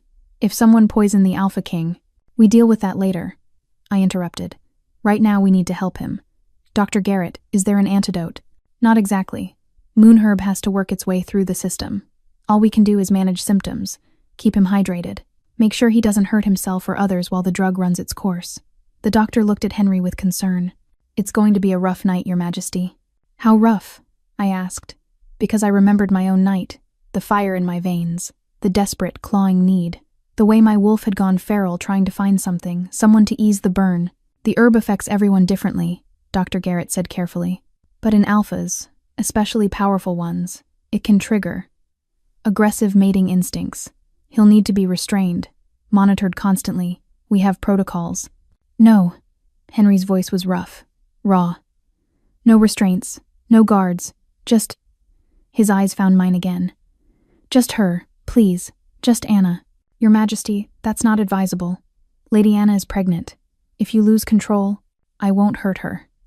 Henry's hand moved to my face, cupping my cheek with a gentleness that seemed impossible given the drug burning through him. I would never hurt her. Henry, I said softly, you're not in control right now. The herb, it makes you do things you wouldn't normally do. Makes you need things. I know. His thumb traced my cheekbone. I know what it does, Anna. Because I know what it did to you. The words hung in the air. He knew. Somehow he knew. About the moon herb. About what had really happened that night in the gardens. Marcus told me, Henry continued, his words slightly slurred. After the ball, after I claimed you, he investigated your story. Found witnesses who saw Sabrina give you wine before the ceremony. Found the healer she bought moon herb from. His jaw clenched. I know someone drugged you. Know that night wasn't entirely your choice. And I've been trying to figure out how to tell you that I know without making you relive it. Tears burned my eyes. You knew, this whole time? I suspected. Marcus confirmed it last week. And I've been so angry, Anna, so furious that someone did that to you, that they took your choice away, that you had to live with the consequences while they... He stopped, drew a shaky breath. And now someone did the same thing to me. Ironic, isn't it? It's not ironic. It's calculated. I looked at Marcus. This was Sabrina. Had to be. She drugged me to ruin me. Now she's drugging Henry to what? Ruin him? Discredit him? Or to position herself? Marcus said grimly. If the Alpha King is incapacitated, if he's found in a compromised position, if she can claim he stopped, glanced at me. It doesn't matter. We need to contain this. Quietly. Everyone out, I said suddenly. Dr. Garrett, Marcus, the guards. Everyone except Henry and me. Lady Anna, Dr. Garrett started. He's asking for me, and I've been through this. I know what he's feeling right now, what he needs. I met Marcus's eyes. You said you trust him not to hurt me. Do you also trust me to keep him safe? Marcus studied me for a long moment, then nodded. I'll be right outside. Any sign of trouble, I'll call, I promise. They left, reluctantly, leaving me alone with the drugged Alpha King, who was looking at me like I was the only solid thing in a world that had gone liquid and strange. You shouldn't be here, Henry said, but his hand was still on my face, still holding on. You should let them restrain me, lock me away until this passes. Like they did to you? I asked gently. Did they lock you up that night? Put you in chains? No, I was just drunk. Stupid. Looking for oblivion at the bottom of a bottle because being king was... He stopped. Shook his head like he was trying to clear it. I wasn't drugged. Just reckless. You were hurting, I said. And someone took advantage. Just like someone took advantage of me. And now someone's trying to do it again. I helped him lie down. Pulled off his boots. Loosened the collar of his shirt so he could breathe easier. He watched me with those storm-gray eyes that were clearer than they should be given how much moon herb was in his system. How are you fighting it? I asked. I couldn't. The drug made me. I had no control. Because I know what I'm fighting for. His hand found mine. Squeezed. I know you're pregnant. Know you're vulnerable. Know that if I lose control now, if I do anything to hurt you or scare you, I'll never forgive myself. That's stronger than any drug. Henry, stay. It wasn't a command. It was a plea. Please, I don't trust myself alone. Don't trust that I won't do something stupid. But with you, here, with you close, I can focus on protecting you instead of fighting the burn. So I stayed. I climbed onto the bed beside him, awkward with my belly, clumsy with uncertainty, and let him curl around me. His arm draped carefully over my waist, his face pressed into my hair, his breathing ragged but controlled. Tell me something, he murmured. Something real. Something that has nothing to do with politics or councils or any of this mess. Like what? Anything. Your favorite food. The book you're reading. What you want to name the baby. Just talk to me. Keep me here. So I did. I told him about the library. About the novel I'd started that afternoon, something ridiculous and romantic that I'd never admit to enjoying in daylight. I told him I'd been craving strawberries but was too embarrassed to ask for them specifically. Told him I'd been thinking about names but couldn't decide on anything that felt right. And he listened. Held me. Fought the drug burning through his system with nothing but sheer stubborn will and the determination not to hurt me. Sometime in the early morning hours, the shaking stopped. His breathing evened out. He fell into genuine sleep with his arm still around me and his wolf finally quiet. I should have left then. Should have slipped out and gone back to my own rooms before anyone saw. But I was tired. So tired. And he was warm. And for once, for the first time since this whole thing started, I felt safe. So I stayed. And when morning light filtered through the windows, when Henry stirred and his eyes opened and he realized where we were, what we'd done, I saw something shift in his expression. Not regret. Not horror. Recognition. Like he'd been looking for something, and finally found it sleeping in his arms. Anna, he said softly. Thank you. For what? For seeing me. Not the king. Not the title. Just me. The way you did that first night. His hand moved to my face again. But this time there was no drug fueling the touch. Just choice. Just him. I think I've been falling for you since the gardens. I just didn't know how to tell you. My heart stopped. Henry, I know this is complicated. I know we're building this on lies and necessity and political pressure. But last night what you did for me, that wasn't obligation. That was care. And I need you to know that what I feel for you, it's not about the baby or the heir or any of the rest of it. He paused, searching my face. It's about you. And I realized with terrifying clarity that I felt the same way. That somewhere between the ballroom and the council meetings and the quiet evenings where he'd ask about my day, I'd stopped seeing the Alpha King and started seeing just Henry, the man I'd spent one night with, the father of my child, the person who fought moon herb with nothing but will, because he refused to hurt me. I'm falling too, I whispered, and it terrifies me. Why? Because the truth was still sitting between us. Because he didn't know the baby was already his. Because when he finally found out, when the blood tests came back after the birth, would he think I'd been lying this whole time? Using him? But I couldn't say any of that. So I just said, because I don't know how to do this, how to be what you need. You're already exactly what I need, he said, and kissed my forehead. Gentle, reverent. You always have been. Things changed after that night. Not in obvious ways. Henry still had his duties. I still attended councils and endured the whispers and learned how to be whatever the palace needed me to be.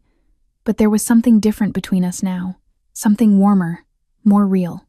He found excuses to be near me. Would appear in the library with books he thought I'd like. Would ask my opinion on matters that had nothing to do with me. Would reach for my hand when we walked through the palace gardens, his touch casual but constant, like he needed the connection. And I let him. God help me. I let him get closer even though I knew the truth was going to destroy this fragile thing we were building. But there were still moments, quiet moments, when he thought I wasn't looking where I'd catch him, staring at nothing with this expression on his face. Lost, searching, like he was looking for someone who wasn't there. It took me 2 weeks to work up the courage to ask about it. We were in his study. He'd asked me to join him while he worked through correspondence, said he liked having me near, that it made the tedious work more bearable. I was reading in the chair by the window, one hand absently rubbing my belly where the baby was doing acrobatics. Henry, I said, can I ask you something? He looked up from the letter he was writing. Always. That night, the ceremony, the gardens. I watched his expression shift. Careful. Guarded. Do you remember it? Really remember it? Some of it. He set down his pen. Why? Because sometimes you get this look, like you're searching for something, someone. I forced myself to hold his gaze. Are you looking for her? The woman from that night? The silence stretched too long. Anna, it's okay if you are, I interrupted. Even though it wasn't okay. Even though the thought of him looking for some phantom version of me, the version he'd met that night before he knew who I was, made my chest ache. I just need to know. Henry stood, moved around his desk, came to kneel in front of my chair the way he had at the ball. I'm not looking for her, he said carefully. I'm trying to reconcile her with you. What do you mean? That night I was drunk, hurting, looking for oblivion, and I found you instead. Or I found someone, a woman who made me feel seen, who touched me like I was precious, who gave me one perfect night where I didn't have to be the king. His hands settled on my knees. Gentle. Grounding. And then she was gone. And I spent months trying to find her, trying to get back that feeling of... He stopped, struggled for words, of being understood. And then you found me in the ballroom, I said quietly. And I thought I hoped you were her, that same woman. But you're different, Anna. You're harder, more guarded, which makes sense given what you've been through. But sometimes I catch glimpses of her in you. In the way you look at me when you think I'm not paying attention. In the way you touch me when you're half asleep. And I wonder if I'm really the same person, I finished. If you even remember that night the way I do. His thumb traced circles on my knee. If it meant anything to you. Or if it was just... It meant everything, I said. Too fast, too honest. That night meant everything to me, Henry. You made me feel... My voice broke. Like I mattered. Like I was worth something. Even if it was just for a few hours. Then why do you pull away? The question was raw, vulnerable. Why do you let me get close and then retreat? Why does it feel like you're holding something back? Because I was. Because the truth was a bomb waiting to go off. Because I didn't know how to tell him that the woman he'd been searching for was me all along. That the baby he was claiming wasn't some other man's child, it was his. Had always been his. I'm scared, I admitted. Because that much was true. Scared this isn't real. Scared you're going to wake up one day and realize you made a mistake. That I'm not worth the trouble. Anna, the study door opened. Marcus walked in without knocking. His face set in that expression that meant something had gone wrong. Your Majesty, we have a situation. Henry stood, instantly shifting into king mode. What kind of situation? Lady Sabrina is demanding an audience. She's in the receiving hall with witnesses. Claims she has evidence of... Marcus's eyes flicked to me. Evidence regarding Lady Anna's past. Says the council needs to hear it immediately. My blood went cold. Henry's jaw clenched. What kind of evidence? How? She won't say. But she's making a scene. The nobles are gathering. If we don't address this now, the rumors... Fine. Henry's voice was ice. We'll hear whatever lies she's prepared. But Anna stays with me. Whatever Sabrina says, she says to both of us. We walked to the receiving hall together. Henry's hand was on my back, protective, possessive, and I could feel the tension radiating off him. Marcus walked slightly ahead, his own body language screaming danger. The receiving hall was packed. Nobles lined the walls, whispering behind their hands. And there, in the center, like a queen holding court, stood Sabrina. She looked radiant. Of course she did. Golden and glowing, and so convinced of her righteousness it made me want to scream. "Your Majesty," she said, curtsying. "Thank you for seeing me. I know this is unorthodox, but I couldn't stay silent any longer. Not when the kingdom's future is at stake." "Get to the point," Henry said coldly. "Of course." Sabrina's smile was all sympathy and false concern. "It's about my sister, about the child she's carrying. You see, I have proof, actual proof that the baby isn't yours." The room exploded into whispers. Henry's hand tightened on my back. "What proof?" "Witness testimony, from the night of the ceremony." Sabrina gestured to someone in the crowd. A man stepped forward, middle-aged, nervous. "This is Thomas. He's a healer from our pack. He treated Anna the morning after the ceremony. Tell them what you told me, Thomas." The healer swallowed hard. "Lady Anna came to me, said she'd woken up in the gardens, didn't remember much of the night. Asked for," he looked miserable, "asked for a morning after tonic. Said she'd been with someone but didn't know who. It was true, all of it. I had gone to a healer, had asked for herbs to prevent pregnancy, but they hadn't worked, or I'd been too late, or the goddess had other plans. You see?" Sabrina's voice rang out. "She didn't know who the father was, admitted it herself. So how can she now claim the baby is yours, Your Majesty?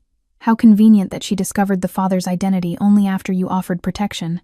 The whispers grew louder, more vicious. I could feel the judgment pressing in from all sides. "Anna," Henry said quietly, "is this true?" I wanted to lie, wanted to deny it, but I'd already built so many lies between us. What was one more? "Yes," I whispered. "I went to a healer. I was scared, confused. I couldn't." "She's lying to you," Sabrina pressed. "She's been lying this whole time. That baby isn't yours. She's using you, using the kingdom, and you're too blinded by whatever this is to see it." Henry went very still, the kind of still that came before violence. "Marcus," he said, voice calm, deadly, "escort Lady Sabrina out. Now, before I do something I'll regret." "Your Majesty, you can't just," Sabrina started. "I can and I am. You come into my home, make accusations against my mate, produce a witness who proves nothing, except that Anna was scared and alone and trying to protect herself." He turned to face the crowd. "The testimony you've heard changes nothing. Anna sought help after a traumatic experience. That doesn't make her a liar. It makes her a survivor." "But the timing," someone called out. "The timing is irrelevant," Henry snapped. "The child is mine. I know it. I feel it. And I don't need blood tests or council approval or any of your validation to know the truth." He believed it so completely, so absolutely. And standing there watching him defend me, defend us, I realized I couldn't keep lying. Not anymore. Not when he was putting everything on the line for a truth he didn't even know was real. "Henry," I said. "Stop." He turned to look at me, eyes still blazing with protective fury. "Everyone out," I said loudly. "Now, I need to speak with His Majesty. Alone." "Anna," Marcus started. "Now," I repeated. "Please." They left, slowly, reluctantly, but they left, until it was just Henry and me in that massive receiving hall, standing in the wreckage of Sabrina's attempted coup. "What are you doing?" Henry asked quietly. "Something I should have done weeks ago." I took a breath, steadied myself. "The baby is yours, Henry. Actually yours. From that night in the gardens. That was us. You and me. We created this child together." He stared at me, processing. "What?" "I'm the woman you've been searching for. The one from the ceremony. It was always me." The words were tumbling out now. Desperate. Urgent. "I didn't know who you were. You didn't tell me your real name. And when I woke up alone I thought you were just some wolf who'd used me and left. So I went to the healer. Tried to prevent pregnancy. But it didn't work. And when I found out I was carrying your baby, I had no way to find you. No way to tell you. Anna. And then you showed up in that ballroom. Offered to claim a baby you thought belonged to someone else. And I realized you were him. the man from the gardens, the father. But if I told you then, if I said the baby was yours, you'd think I was lying, think I was trying to trap you. So I stayed quiet. Let you think you were being noble, being selfless. When really, my voice broke. When really you were just claiming what was already yours. The silence that followed was crushing.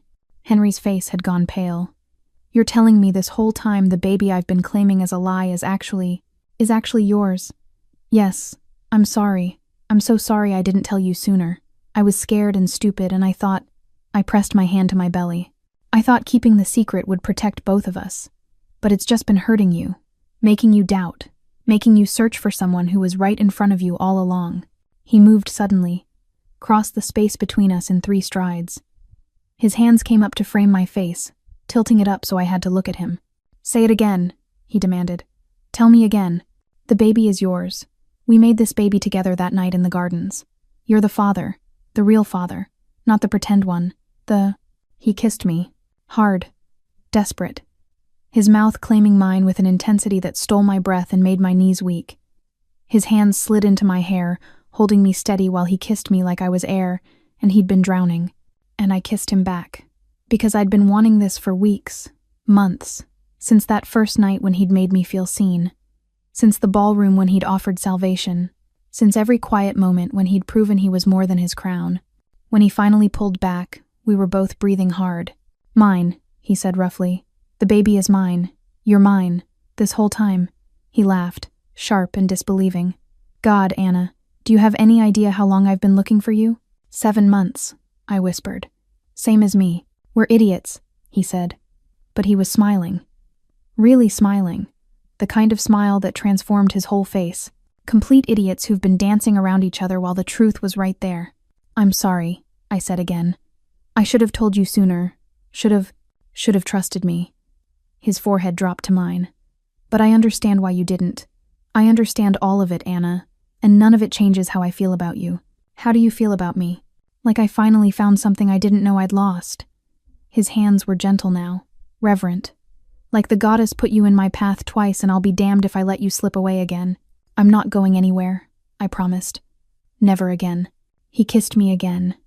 Softer this time, sweeter, and I felt something settle in my chest, something that had been restless and uncertain since that morning in the gardens. We weren't built on lies anymore. We were built on truth. And that changed everything. We stood there in the empty receiving hall, foreheads pressed together, breathing the same air, and I felt the weight of 7 months of secrets finally lift off my shoulders. But Henry had gone very still. The moon herb, he said quietly. Sabrina gave you moon herb before the ceremony. Yes. And that's why... He pulled back to look at me. Really look at me. That's why you were in the gardens. Why you were impaired. Why you couldn't remember clearly. I remembered enough, I said. I remembered you, the way you made me feel. But yes, the details were blurred. The drug made everything feel necessary. Urgent. Like my wolf would claw her way out of my skin if I didn't. I stopped. Heat rising in my cheeks. Anna. His voice had changed. Gone rough with something I couldn't identify. I was drunk that night. Not drugged, but drunk. Impaired. And you were drugged. Neither of us was in a position to truly consent. We both chose to be there, I countered. Both chose each other. Did we? His hands dropped from my face. Or did the moon herb choose for you? Did the whiskey choose for me? Because if I'd been sober, if I'd realized you were impaired, I never would have touched you. Never would have. Don't. I grabbed his shirt. Held on. Don't you dare rewrite that night. Don't turn it into something ugly when it's the only beautiful thing I had for months. You didn't take advantage of me, Henry. We found each other, both broken. Both looking for something. And yes, we were impaired. Yes, it was messy. But it was real. Real, he repeated, like he was testing the word. You think what we had was real, don't you? He looked at me for a long moment, then reached up to cover my hands where they were still fisted in his shirt. I think I fell for you that night. Whoever you were, whatever you needed. I fell and I didn't even realize it until I woke up alone and felt like I'd lost something essential. His grip tightened. And then I spent 7 months searching, trying to find that feeling again, that sense of being understood, being seen. And all this time, I was here, pregnant with your baby, thinking you'd abandoned me. I would never. He stopped, corrected himself. I did abandon you. Not intentionally. But the result was the same. You woke up alone, scared, dealing with consequences you shouldn't have had to face by yourself. You didn't know. I should have known. His voice was fierce now, angry, but not at me. I should have stayed. Should have been there when you woke up. Should have made sure you were okay. Instead, I just what? Walked away like it didn't matter? Like you didn't matter? You were drunk. You probably didn't think. That's exactly the problem. I didn't think. I was so wrapped up in my own misery, my own need to escape being the king for one night, that I didn't consider the woman I was with might need more than a few hours of oblivion. He pulled away, started pacing. And then Sabrina drugged you, specifically targeted you with moon herb, knowing what it would do, knowing you'd be vulnerable, and I... His fist slammed into his palm. I played right into her hands. I was the convenient wolf in the gardens, the unnamed stranger who could be blamed for ruining you. I'd never thought about it that way, never considered that Sabrina's plan might have been that sophisticated, that calculated. She wanted me gone, I said slowly. Wanted me disgraced so she could be the only daughter, the only option for political marriages and alliances. If I was ruined, if I was pregnant and abandoned, I'd never be competition again. And she almost succeeded. Henry stopped pacing, looked at me with something like horror. If I hadn't recognized you at that ball, if I hadn't been there that night, you'd still be alone. Still be facing this by yourself. Your father disowned you. Your pack rejected you. The healer Thomas said you came to him desperate, scared, trying to prevent a pregnancy that had already taken root. His voice cracked. I did that to you. My choices. My recklessness. I'm the reason you lost everything. No. I moved toward him, made him look at me. Sabrina did that. She drugged me. She set this in motion. You were trying to survive the same way I was. We're both victims here, Henry. Both casualties of her cruelty. I'm the Alpha King, he said bitterly. I'm not supposed to be anyone's victim. Being powerful doesn't make you immune to being hurt, to being used. I touched his face, made him focus. And maybe that night was messy. Maybe we were both impaired and making questionable decisions. But it gave us this baby. This beautiful, impossible child that we both already love. And it gave us each other. That can't be wrong. It can't be. What if you regret it? The question was so quiet I almost didn't hear it. What if someday you look at me and remember that I'm the reason your life fell apart? That you lost your family, your home, your reputation because I couldn't keep my hands to myself? Henry, I waited until he met my eyes. I don't regret you. I regret how we started. I regret the moon herb and the whiskey and all the things that made that night less than what it should have been. But I don't regret you. I don't regret this baby. And I definitely don't regret that you found me again. That you offered me protection when you thought I needed it. That you fought for me even when you thought the baby wasn't yours. The baby is mine, he said, like he was reminding himself. Our baby. We made this together. We did. And you want this? Want me? Even knowing how it started? Even knowing what it cost you? I want you, I confirmed. Even with all the mess and complications and trauma, I want you. Something broke in his expression, shattered and reformed into something softer, more vulnerable. I don't deserve you. Probably not. I agreed. But you're stuck with me anyway. He laughed, sharp and surprised. Then pulled me close, careful of my belly, always so careful, and just held me, his face buried in my hair, his arms wrapped around me like I was something precious he'd almost lost. We need to deal with Sabrina, he murmured. She tried to poison me, drugged you, attempted to discredit you in front of the entire court. She can't get away with this. What can you do? She's nobility. Her mate is an alpha from another territory. You can't just... I can have her investigated. Officially. For the moon herb purchase, if nothing else. That substance is banned for a reason. If we can prove she bought it, used it, she'll face consequences. Exile at minimum. Criminal charges if the council pushes for it. Her mate won't like that. Her mate can file a formal complaint if he has an issue with his wife being held accountable for attempted assassination. Henry's voice was cold, final. But I'm not letting her walk away from this. Not after what she did to you, to us. I felt a fierce satisfaction at his words, at the promise of justice. For months I'd carried the weight of what Sabrina had done, unable to prove it, unable to make anyone listen. But Henry believed me. Henry was going to make sure she answered for it. "Thank you," I whispered. "For what?" "For believing me. For not thinking I made it up or exaggerated or deserved it somehow." His arms tightened. "I will always believe you, Anna. Always. You're my mate, my partner, the mother of my child, and anyone who hurts you." He didn't finish the sentence. Didn't need to. The promise of violence was clear enough.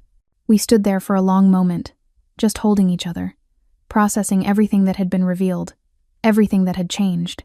"We should probably tell people," I said finally. "Marcus, the council, they need to know the truth." "They will. But first," he pulled back to look at me. "First, I need to ask you something important." "Okay. When the baby is born, after the blood tests confirm what we already know, when there's no more doubt or speculation or political maneuvering." He took my hands, held them carefully. "Will you let me court you? Properly this time. The way I should have done from the beginning?" I blinked. "Court me? I know we're doing everything backward. Baby first, relationship second. But I want to do this right, Anna. Want to give you the romance you deserve. The choice you should have had before you ended up pregnant and trapped with me." "I'm not trapped," I protested. "You're here because I claimed you. Because you needed protection. Because the alternative was raising our baby alone in poverty." His thumbs stroked the backs of my hands. "I want you to be here because you want to be. Because you chose me. Not because circumstances forced your hand." "I do choose you," I said. "I already chose you. That night in the gardens. At the ball when I accepted your offer. Every day since when I could have left but didn't. I've been choosing you, Henry. Over and over. Then let me choose you back. Publicly, completely. With the full courtship rituals and ceremony and all the things that prove to everyone, including you, that this is real." He raised my hands to his lips, kissed my knuckles. "Let me show you that you're not just the mother of my heir. You're my mate. My chosen one. The woman I want beside me for the rest of my life." My throat was tight. Yes, I'll let you court me. Even though it's completely backward and ridiculous and—" He kissed me quiet. And I kissed him back with 7 months of longing and relief and love I was finally allowed to feel. When we broke apart, both breathing hard, he rested his forehead against mine. "I love you," he said simply. "I think I've loved you since that first night. I just didn't know how to say it until now." "I love you too," I whispered. "Even when I hated you, even when I thought you'd abandon me, I loved you." "Never again," he promised. "You're never facing anything alone again. Whatever comes next, we face it together." "Together," I agreed.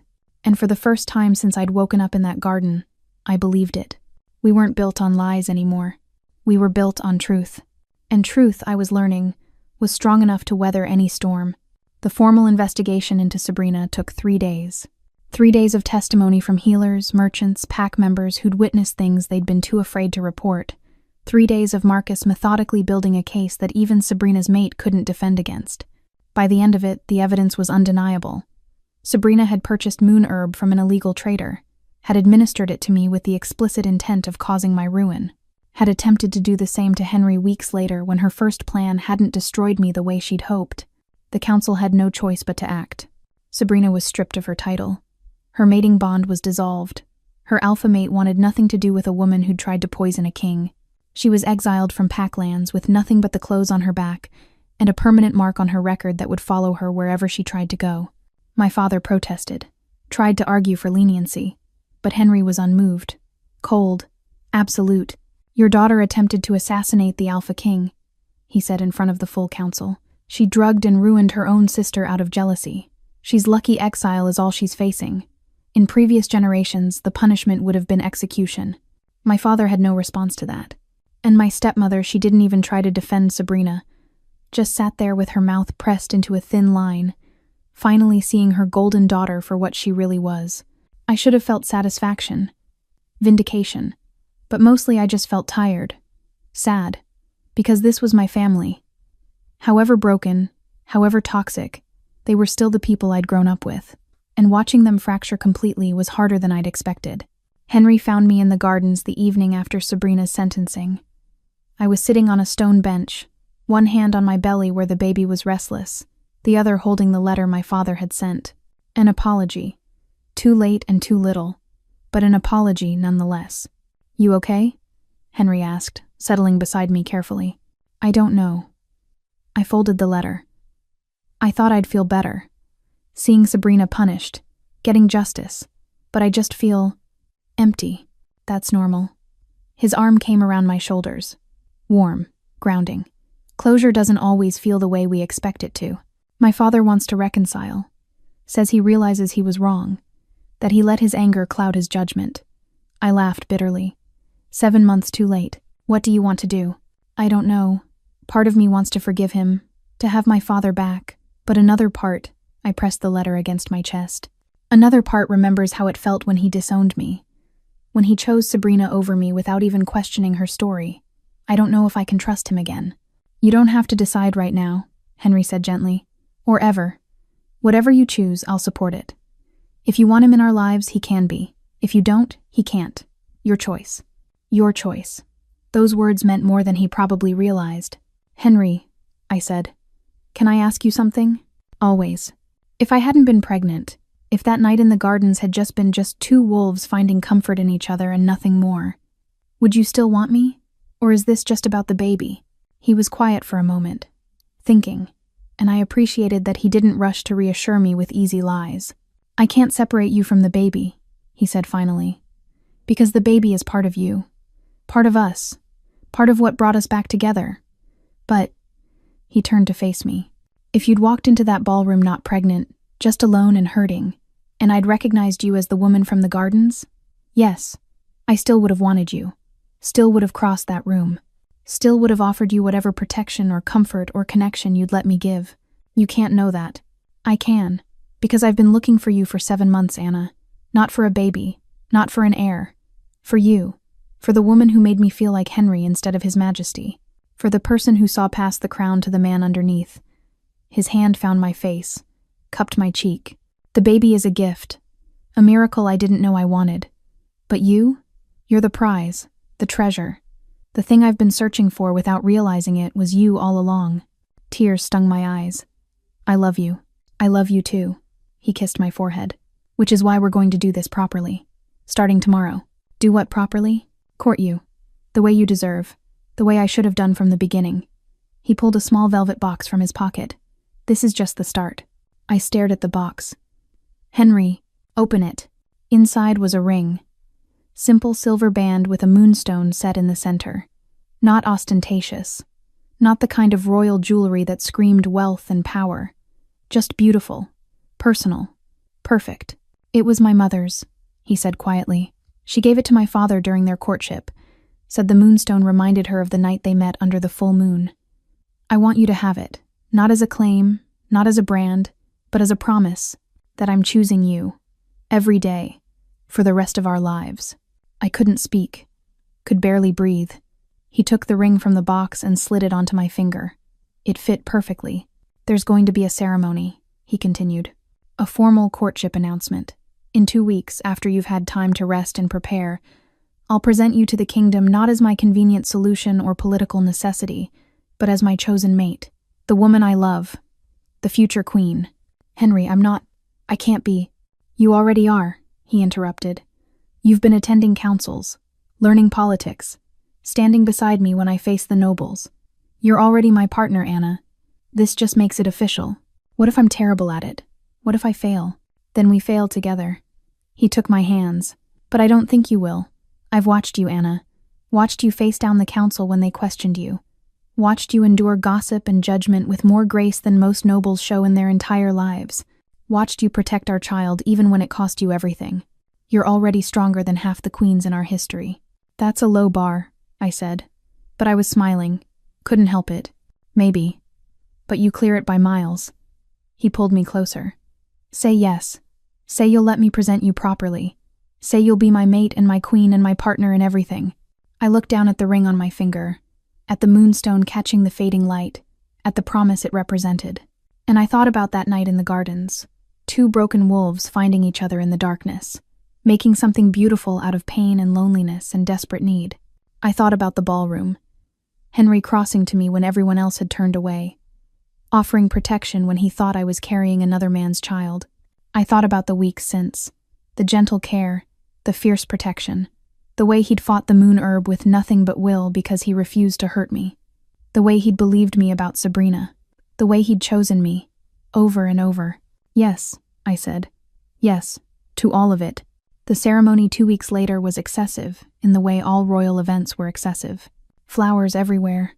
Music that made my chest ache. Nobles in their finest dress, watching with expressions that ranged from genuine happiness to barely concealed resentment. But I barely noticed any of it, because Henry was beside me, his hand in mine, his eyes on me like I was the only person in the room. And when the elder conducting the ceremony asked him to speak his intentions, his voice rang clear and certain. "I choose Anna," he said, "not out of duty, not out of political necessity, but because she makes me better, makes me want to be better. She's my partner, my equal, the woman I want beside me for the rest of my days. And I will spend every one of those days proving she made the right choice in accepting me." Then it was my turn. And I looked out at the crowd at my father standing in the back looking miserable, at the nobles who'd whispered about me, at Marcus who'd become an unexpected friend and spoke my own truth. "I choose Henry," I said. "Not because he's the Alpha King, not because he offered me protection when I needed it, but because he sees me, really sees me. And because when I look at him, I see not just a king, but the man who held me through the worst night of his life and trusted me to keep him safe. I choose him, every day, for all the days we have." The elder blessed our courtship, declared us officially bonded, and the crowd erupted into applause. But all I could focus on was Henry, on the way he was looking at me, like I'd just given him the world. "My queen," he murmured, kissing my hand. "My mate, my love." "Not queen yet," I corrected. "Just your very pregnant partner who desperately needs to sit down." He laughed, led me to the chairs that had been prepared, and we sat together while the celebration continued around us. 3 months later, I gave birth to a daughter. She was perfect. 10 fingers, 10 toes, a head full of dark hair and her father's gray eyes.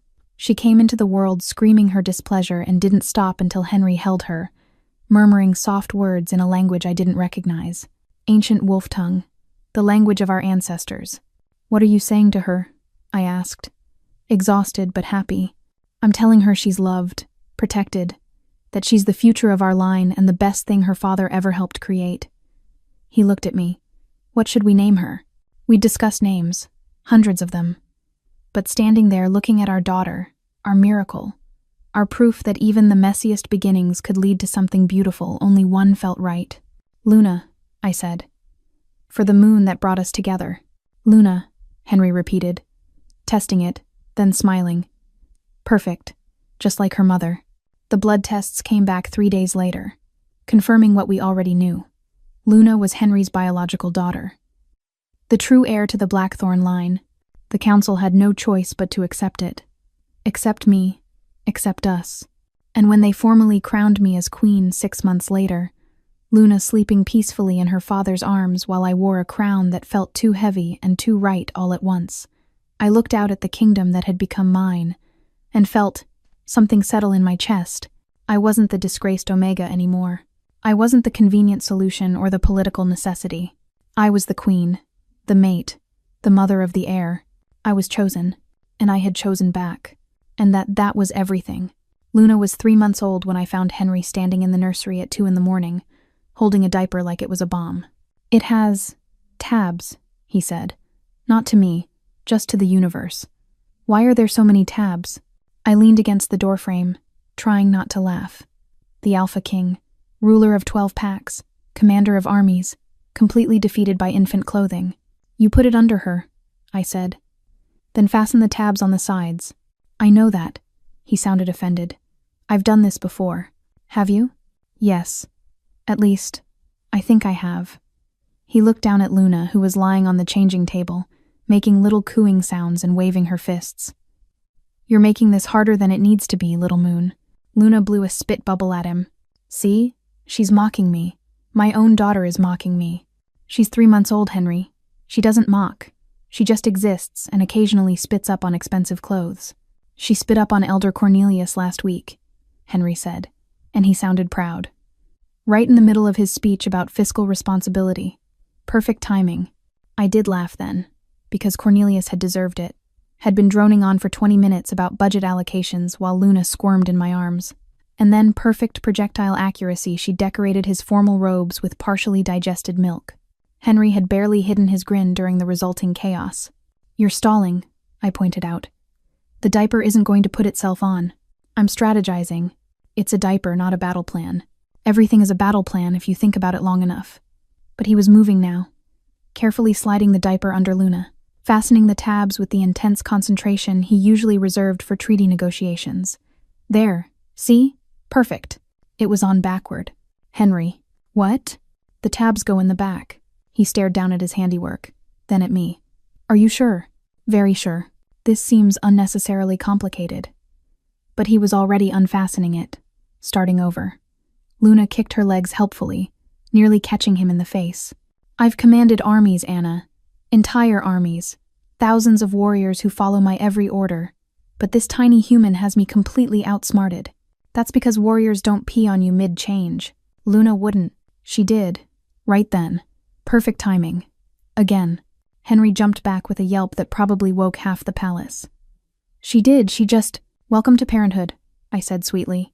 He looked down at his sleep pants, now decorated with evidence of Luna's excellent aim, and then at our daughter, who was making happy gurgling sounds like she'd accomplished something magnificent. "She did that on purpose," he said. "She's 3 months old. She's tactical. Look at that face. That's the face of someone who planned this." Luna chose that moment to smile. Her first real smile. Not gas, not a reflex. An actual, genuine smile directed right at her father. And Henry melted, just completely dissolved into a puddle of paternal devotion. "Oh," he breathed. "Oh, you're forgiven. You can pee on me anytime you want. You're perfect. Absolutely perfect." "You're a disaster," I said, but I was smiling. Moving into the room to help him finish the diaper change properly. "Move over. Let me show you how it's done." I was doing fine. You had it backward. That was strategic confusion, lulling the enemy into a false sense of security. The enemy is a diaper, Henry.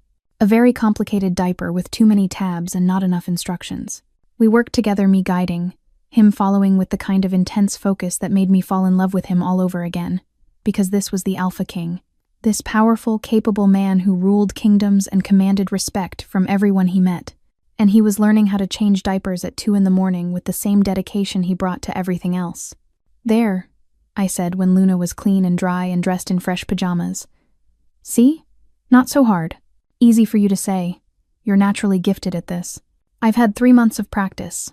You've been busy running a kingdom. Still, you make it look effortless." He picked up Luna, cradling her against his chest with a gentleness that made my heart ache. "I'm terrible at this." "You're not terrible.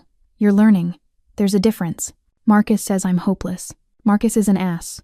"Marcus is standing in the doorway," said a voice from behind me.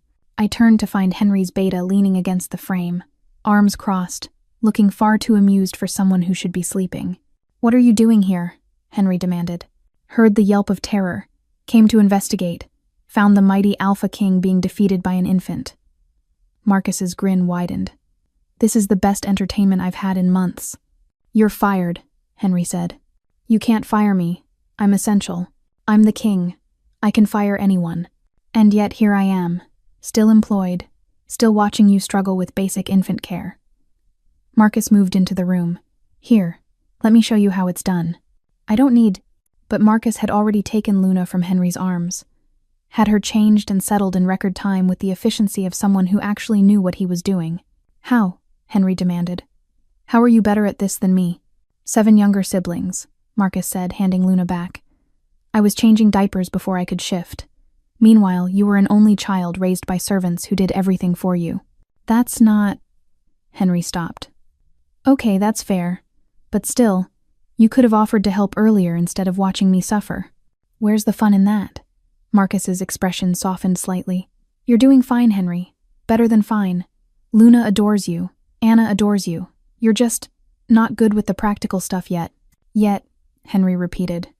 "Meaning I'll eventually be competent? Meaning you'll eventually stop putting diapers on backward?" Marcus headed for the door.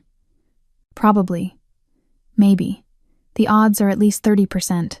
"I hate you," Henry called after him. "No, you don't," Marcus called back. You love me. I'm delightful. The door closed, leaving us alone with Luna, who was already drifting back to sleep against Henry's chest. He's right, you know, I said quietly. You are doing fine. Better than fine. I'm a disaster. You're a father. There's a learning curve. I moved closer, wrapped my arms around both of them, my mate and my daughter, my whole world condensed into this moment. And you're doing it with the same intensity you bring to everything else, which means you're going to be amazing at this, eventually. Eventually, Henry echoed. But he was smiling now. Looking down at Luna with such love, it made my chest tight. Think she'll remember this, when she's older? How bad I was at the beginning. Probably. And she'll probably give you endless grief about it. I rested my head on his shoulder. But she'll also remember that you were there, that you tried, that you loved her enough to keep showing up even when you had no idea what you were doing. I really don't know what I'm doing, he admitted. Neither do I. We're making it up as we go. That's what parenthood is. I thought being king was hard, he murmured. Turns out that's the easy part. This terrifies me. Good. If you weren't terrified, I'd be worried. I pressed a kiss to his jaw. Come back to bed. Luna's asleep. We should be too. What if she wakes up again? Then we'll deal with it. Together. Like we deal with everything else. We walked back to our bedroom, Henry, still carrying Luna because he refused to put her down. Said he liked the weight of her against his chest, and I realized something. This was it. This was the life I'd thought I'd lost forever. Family. Love. Home. Not the palace or the crown or the title. But this. These quiet moments at 2 a.m. when it was just us. Just our little family figuring things out together. 7 months ago, I'd been sitting in a corner of a ballroom, pregnant and alone, thinking my life was over. Now I was queen. Mate. Mother. Partner to a man who loved me enough to fight moon herb and council politics and backward diapers. And somewhere, maybe in exile, maybe trying to rebuild a life she'd destroyed, Sabrina was learning that cruelty didn't pay, that poisoning your sister and attempting to ruin lives had consequences. But I didn't think about her much anymore. Didn't need to. She was the past. A cautionary tale. A reminder of what jealousy and bitterness could do to a person. This Henry settling Luna into her bassinet beside our bed, then climbing under the covers and pulling me close, this was the future. I love you, he murmured into my hair. I love you too, I whispered back, even when I put diapers on backward, especially then. He laughed quietly, and we drifted off to sleep wrapped around each other, Luna's soft breathing the soundtrack to our contentment. It wasn't perfect. We still had challenges ahead. Council politics. Neighboring territories testing our borders. The constant scrutiny that came with being royal. The normal chaos of raising a child while trying to run a kingdom. But it was ours. This messy, beautiful, impossible life we'd built from lies and moon herb, and one perfect night in a garden, and I wouldn't trade it for anything. Not for my old life. Not for the easier path. Not for a world where Henry and I never collided in the darkness and made something miraculous out of mutual brokenness. This was exactly where I was meant to be. In the arms of the Alpha King who couldn't change a diaper to save his life but loved me and our daughter with a fierce devotion that made every struggle worth it. In a palace that had become a home, with a future that stretched out bright and uncertain and full of possibility. And if sometimes late at night when Luna was sleeping and Henry was holding me close, I thought about that girl in the corner of the ballroom, I sent her a silent message. You survived. You made it through. And look what was waiting on the other side. Everything. Absolutely everything. Thank you for listening to another emotional, magical shifter romance here on Tina Romance Library. If you enjoyed today's story, don't forget to like the video, subscribe to the channel, turn on notifications, so you never miss more powerful, heart-gripping romance stories.